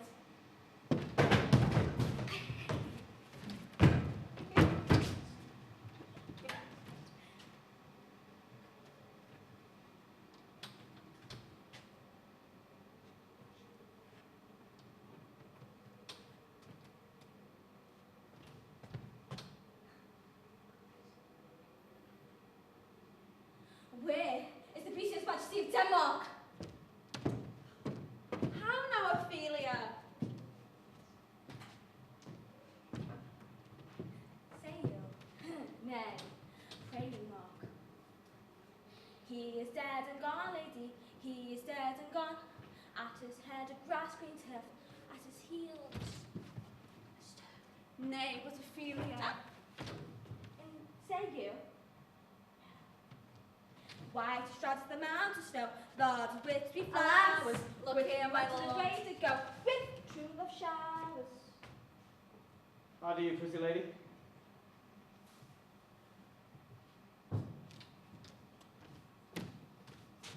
Well, God healed you. They say the owl was a baker's daughter. Lord, we know not what we are, but what we may be. God be at your table. Pretty Ophelia. Indeed, without an oath, I'll make an end on it. By jeers and bags and charity, I laugh and fight for shame. Your men will do it, if they come to it. By God, they ought to... Quite shame before you tell me you promised me to wed! So would I have done by yonder sun, and thou hast not come to my bed. How long have she been thus? I hope all will be well. We must be patient. But I cannot choose but weep. To think they lay him in the cold ground. My brother shall know of it. And so I thank you for your good counsel. Come, my coach. Good night. Ladies, good night, sweet ladies. Good night. Good night. Follow her close. Give her good watch, I pray you. This is the poison of deep grief. It springs all from her father's death. First her father slain, next your daughter gone. Poor Ophelia, divided from herself in a fair judgment, without the which we are pitchers, or mere beasts. This, like to a murdering priest, in many places gives me superfluous death. Alack, what noise is this? Oh, thou vile king, give me my father! Calm the good Laertes. That drop of blood, that calm proclaims me, bastard! Can I ask a call to my father, perhaps the harlot even here, between the unsmirched brow and my true mother? What is the cause, Laertes? That thy rebellion looks so giant-like? Let him go, Gertrude. Tell me, Laertes, why thou art thus incensed? Let him go, Gertrude! Speak, man. Where is my father? Dead. Put up by him! Let him demand his fill. How came he dead? I'll not be juggled with to hell allegiance. Thou art the blackest devil, I'll be revenged most thoroughly for my father. Laertes, it's written your revenge, that sweepstake, for you draw both friend and foe, winner and loser. None but his enemies! Wait, no, then! To his good friend thus wide I'll hold my arms. And like the kind like Frederick Pelican, I'll be past him with my blood! See, why now you speak like a good child and a true gentleman.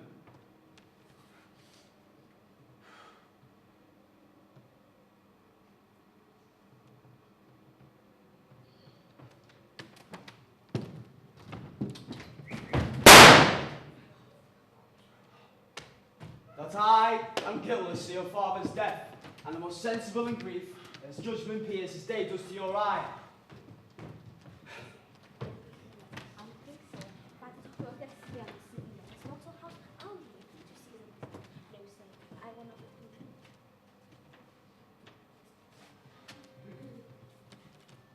Oh, heat. Dry up my brains.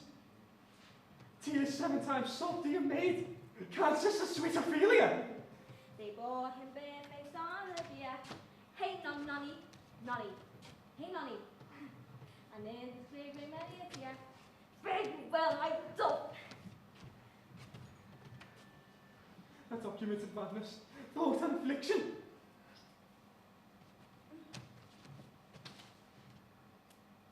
Rosary, that's remembrance. Hey, love, remember.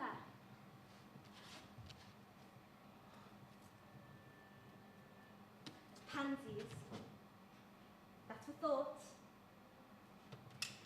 Thought and affliction, passion, health, self, you turn to favour and to prettiness. There's fennel and columbines. There's room for you. Some for me. We may call it Haber Grace Sundays.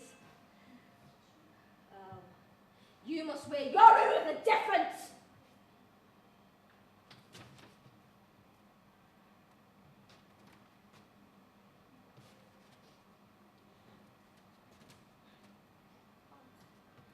Daisy, I will give you some violets, but they all withered when my father died.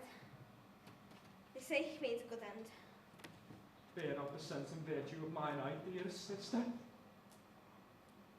will he not come again? And will he not come again? No. No, he is dead. Go to thy deathbed. He never will come again. His beard was as white as snow, or flaxen was his poll. He is gone! He is gone! And we cast away moan. God have mercy on his soul! And of all Christian souls I pray. God?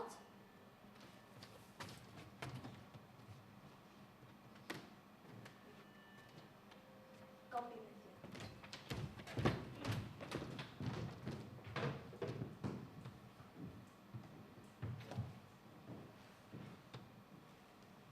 Do you see this?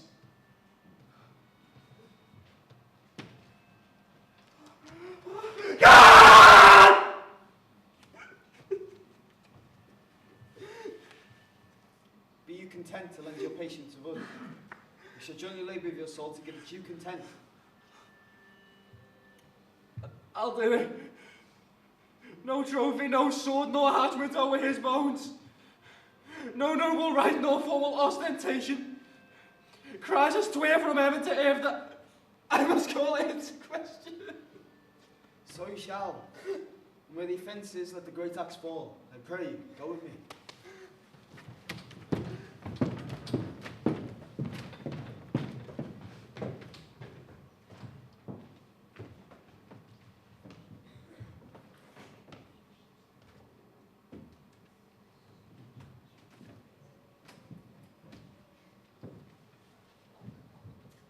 Horatio, when thou shalt overlook this, give these letters to the king.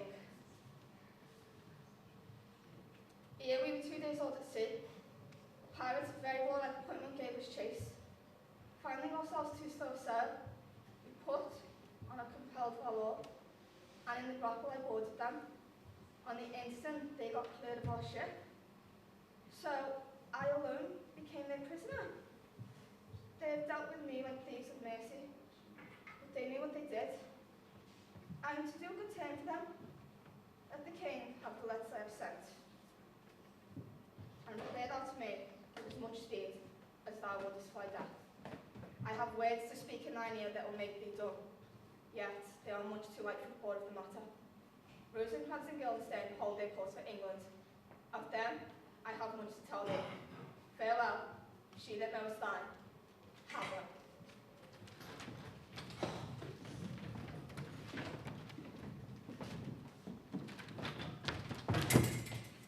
Tell me why you proceeded not against these feats. So crime,ful, and so captain in nature, as by your safety wisdom you remainly stable. For 2 special reasons. The Queen and Mother lives almost by her looks. Myself shook just as my life and soul as a storm moves. Not put in a sphere, I couldn't put by hair. The other motive is the great love the general gender bear. So have I a noble father lost, a sister driven into desperate tears, but my revenge will come. Take not your sleeps for that. A letter to Laertes from Hamlet. High and mighty, you shall know him set naked on your kingdom. Tomorrow shall I beg leave to see your kingly eyes, where I shall, first asking your pardon thereunto, recount the occasion of my most sudden and strange return. Hamlet. Let here come. It warms the very sickness in my heart, that I shall live and tell her to hear teeth. Thus diest thou! Laertes, will you be ruled by me? Aye, my lord. I work her to an exploit. And I'll ripen my device into the which she shall not choose but fall. And for her death, no wind of blaze shall breathe. But even in mother shall charge the practice and call it accident. My lord, I will be ruled. Laertes, you like the painting of a sorrow, a face without a heart? Why ask you this?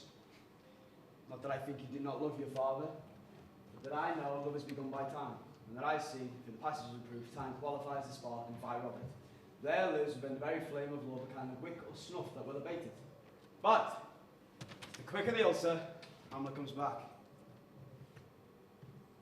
What will you undertake to show yourself your father's son, indeed more than in words? To cut her throat in the church. No place.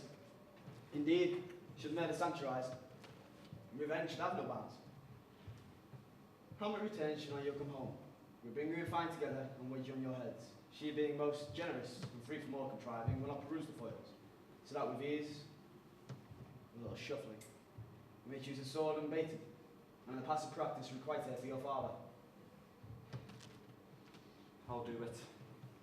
I bought an unction of a mountebank, so mortal that no cataplasm so rare can save the very thing from death. That is, but scratch withal.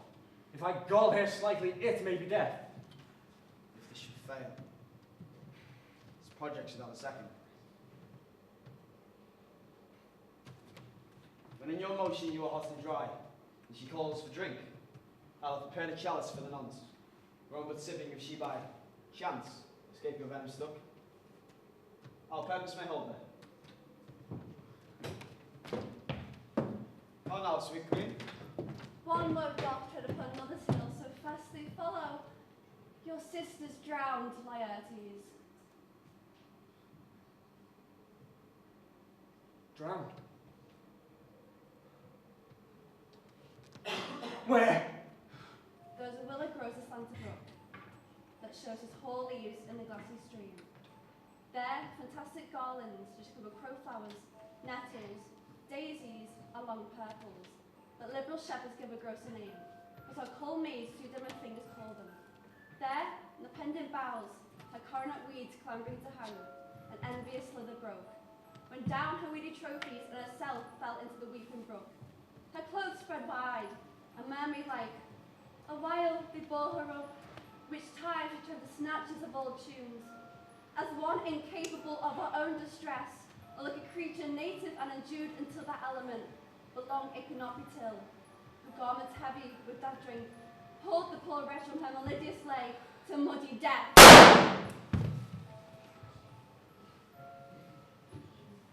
Alas then, she is drowned. Drowned, drowned.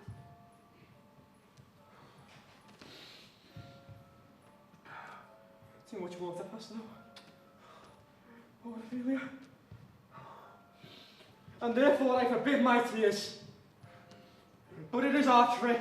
Nature here custom holds. If this fails, the woman will be out. Adieu, my lord. I have a speech of fire, that fame would blaze, but that this folly doubts it.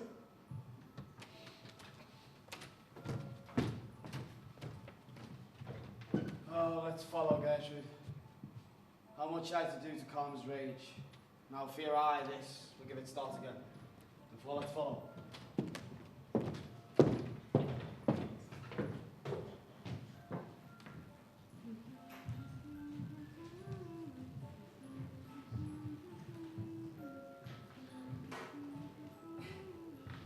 Has this fellow no feeling of his business, that he sings a grave making?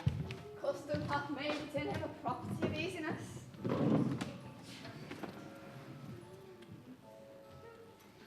This skull had a tongue in him, and could sing once. Oh, how the knave jowls it to the ground as if it were Cain's jawbone that did the first murder. Be it the pate of a politician, that this ass now knocks about the sconce with a dirty shovel. One that might circumvent God, might it not? It might, my lady. Or be that of a courtier, which could say, God morrow, sweet lord, how dost thou, good lord? Or that of the lawyer. Where be your jibes now? Your quiddities, your quillets, your cases, your tenures, and your tricks. And this rude knave knocks him about the sconce with a dirty shovel, and will not tell him of his action of battery. Not a drop more, my lady.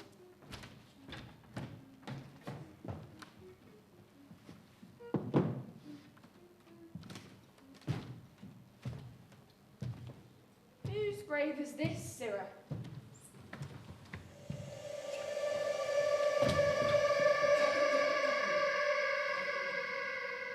Mine, my lady. I think it be thine, for thou dost lie in it. You lie out in it, therefore it is not yours. For my part, I do not lie in it, but yet it is mine. It is a quick lie, my lady. 'Twill go away quickly, from me to you. What man dost thou take it for? No man, my lady. What woman then? One that was a woman, but rest her soul, she's dead.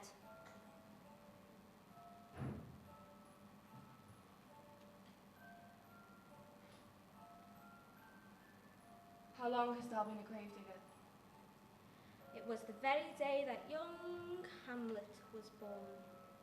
She that is mad and sent to England. How came she to England?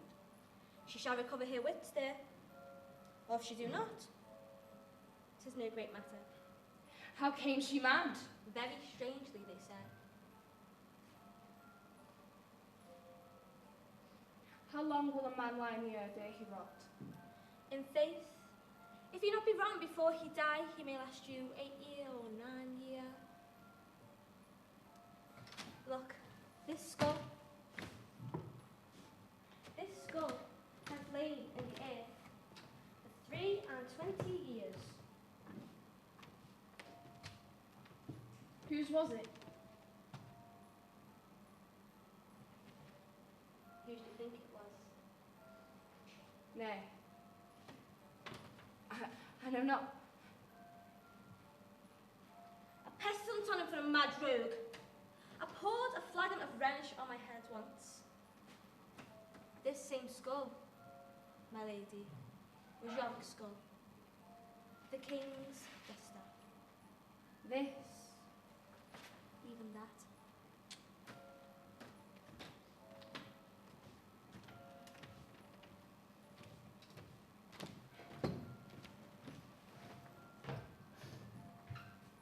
Alas, poor Yorick. I knew him. Fellow of most infinite jest, of most excellent fancy. Why, he hath borne me on his back 1,000 times. And now, how abhorred in my imagination it is. Here hung those lips that I had kissed I know not how oft. Where be your gambols now? Your flashes of merriment that were one to set the table on a roar. Not one now to mock your own grinning. Quite chapfallen. Now, get you to my lady's chamber and tell her, let her paint an inch thick. To this favour she may come. Make her laugh at that. But soft, here comes the king.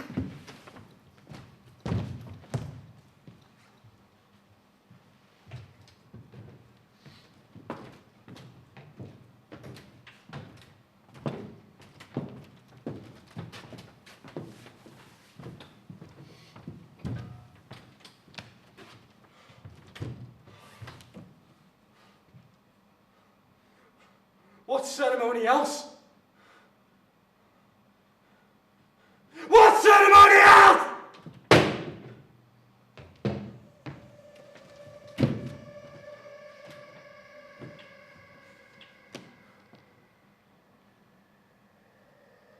The obsequies have been as far enlarged as we have warranties.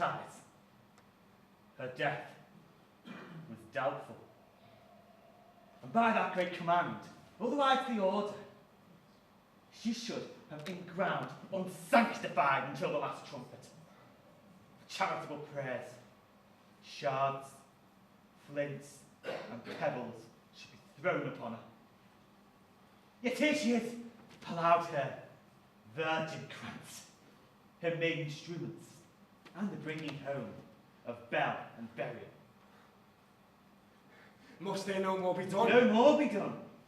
We must refrain the service of the dead to sing a requiem, and such rest to her as to peace-parted souls.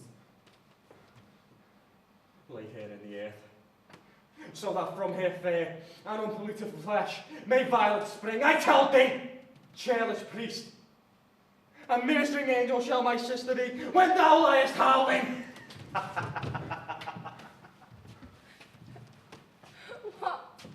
The fair Ophelia. Sweet, the sweet farewell.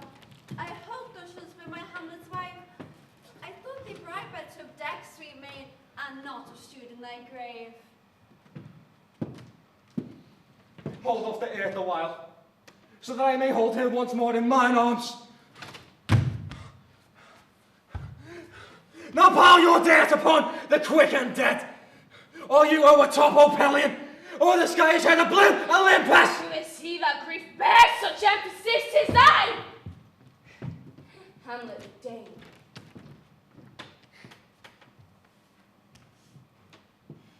The devil take thy soul.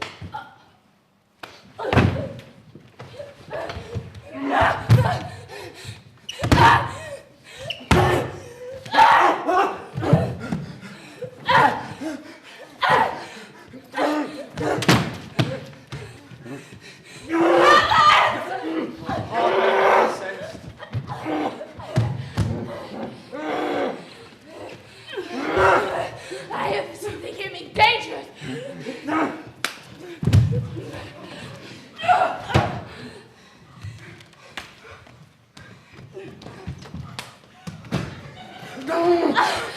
I loved Ophelia. 40,000 brothers could not, with all their quantity of love, make a man strong. What wilt thou do for her? Oh, she is mad, Laertes. Oh, God prepare her! What wilt thou do? We fast, we tear thyself, I'll do it! And why have you come here to outface me with leaping in her grave? Be buried quick with her, and so will I! This is mere madness, and thus a while the fit will work on her. What is the reason you use me thus? I had much love for you, but it is no matter.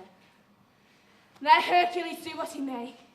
The cat will mew, and the dog will have its day.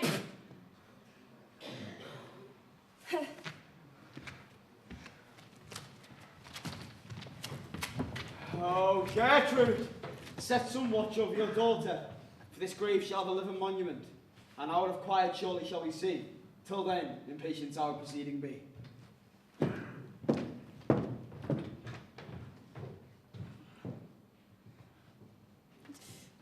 So much for this, madam. And now you see the other half. My sea gown scarfed about me. In the dark grove, I to find, I fingered their packet, and I found Horatio, a royal knavery, with several sorts of reasons that my head should be struck off. Is it possible? There's the commission. Read it at my leisure. So Liz and Cranston girls don't go to it. They did make love to this employment. They are not near my conscience. Why? What a king is this? Does it not think thee stand me now upon? He hath killed my king, stained my mother, popped in between the election, and robbed me of my proper life, so would it not make perfect sense to quit him with this arm and not let him canker further evil? So, it must be shortly known to him from England. What is the issue of the business there? It will be short. The interim is mine. Well, I'm very sorry, Horatio, that to the Laertes I forgot myself. It seems his grief to put me into a towering passion.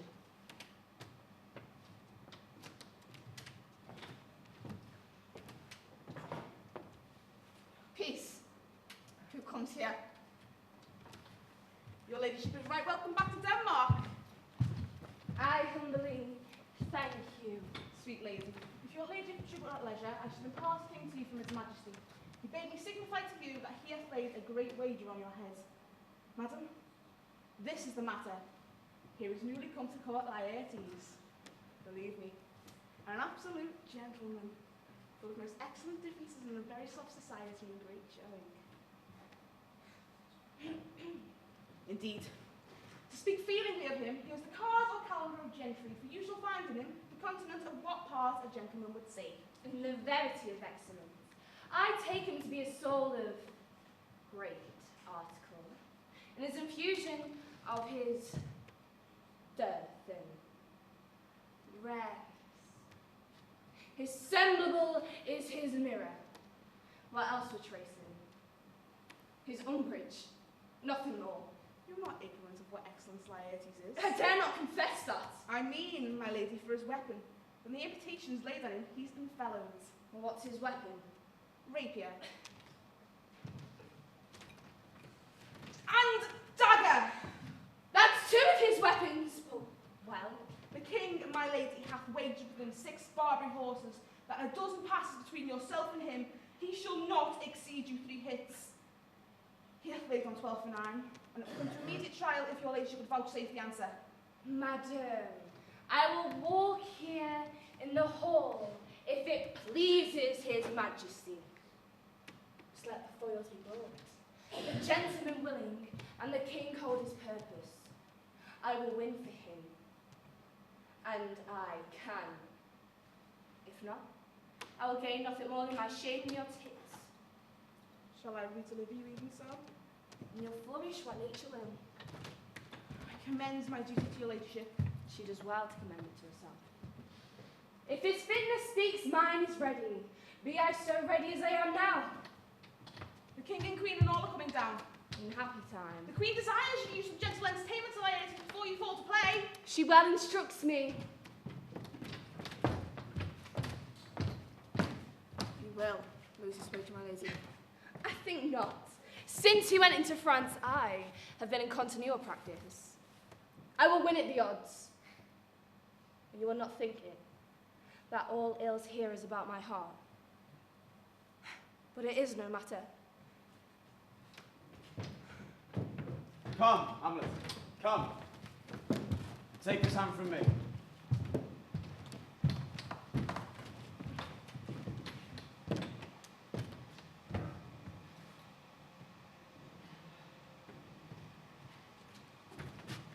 Give me a pardon, sir. What your expectation, honour, and nature may roughly awake, I here proclaim as madness. Was Hamlet wrong, Laertes? Hamlet denies it. Who does it then? Her madness. In this, Hamlet is the faction that is wronged. But Magnus is poor Hamlet's enemy. I am satisfied in nature, whose motive in this case would stir me most to my revenge.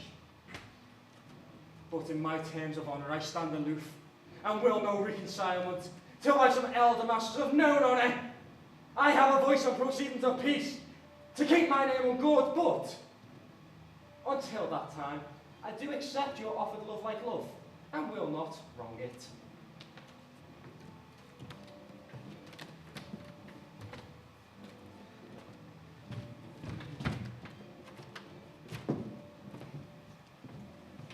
Aye, my good lady. Set me the stoops of wine upon that table. If Hamlet be the first or second hit, we'll quit an answer to the fair exchange, with all the battlements to their endurance fire. And the king drinks to Hamlet's better breath, and the kettle to the trumpet speak, to heavens, to earth, and the king dunks to Hamlet, as pale as thine.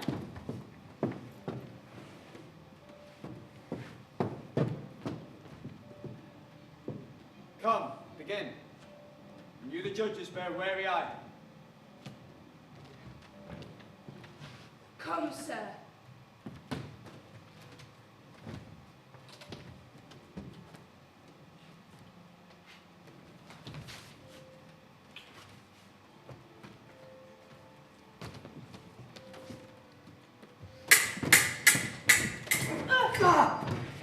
One No! judgment. A hit! A very palpable hit. Well, again.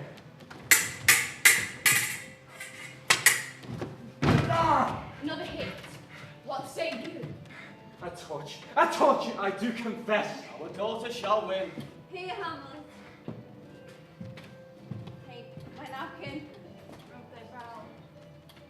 Squeak or else is thy fortune, Hamlet.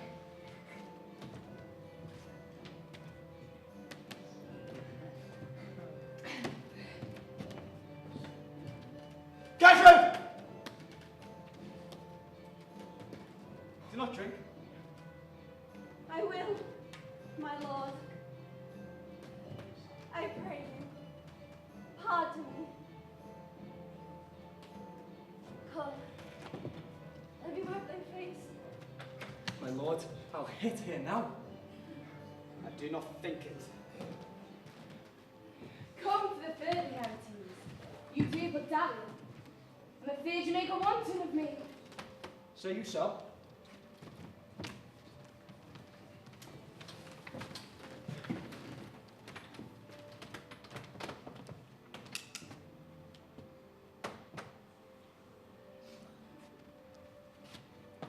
Come.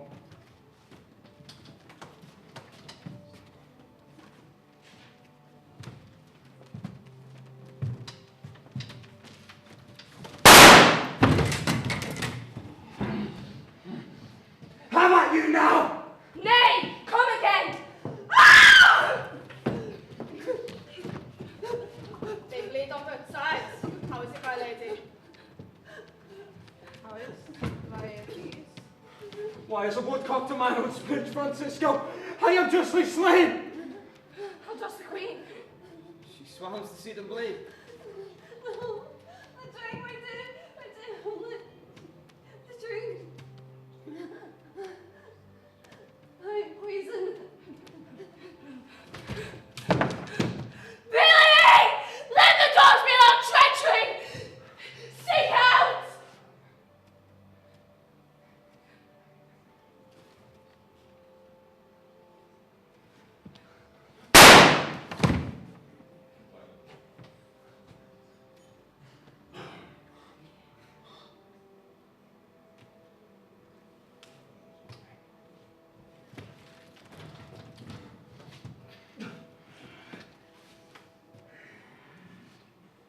It is here, Hamlet. Hamlet, thou art slain. No medicine in the world can do thee good. In thee there is not half an hour of life. The treacherous instrument is in thy hand, unbaited and unvenomed. Thy foul practice hath turned itself on me. Here I lie, never to rise again. The queen's poison, I can no more. The king is to blame.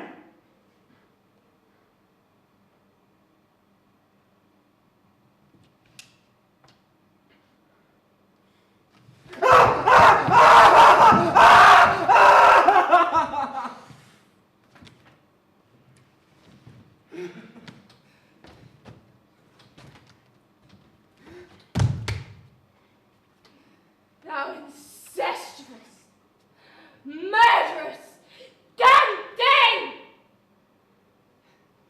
Now follow my mother.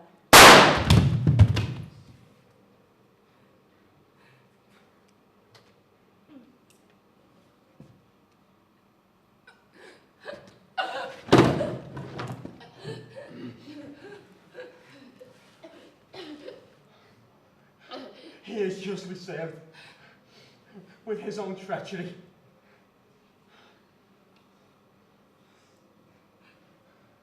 Exchange forgiveness with me, noble Hamlet.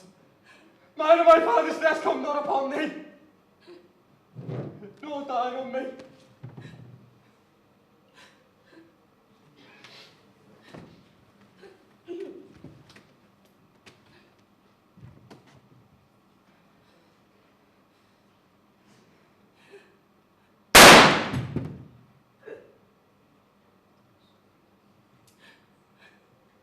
Heaven make thee free,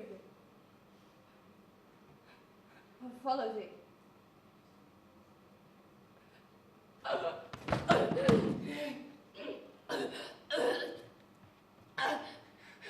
I die, Horatio. Thou wretched queen of Jew. And you, the album mute or audience to this act. And I to tell you that Sergeant Death is strict in his arrest. I die, Horatio. But you have my dying voice. Never believe it. I am more an antique Roman than a tame. Yet. Here's some more liquor. Oh, the image is a woman! Let go of my heaven! I'll have it.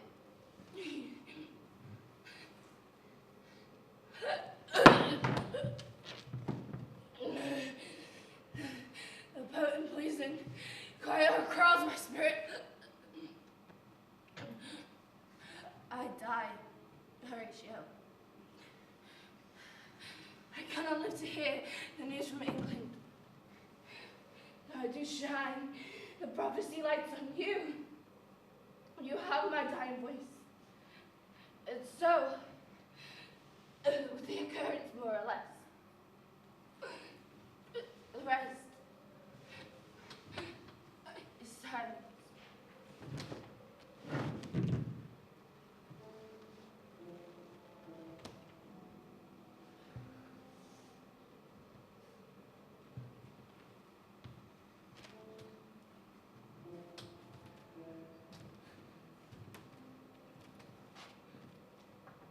Now cracks a noble heart. Good night, sweet prince. And flights of angels, sing thee to thy rest.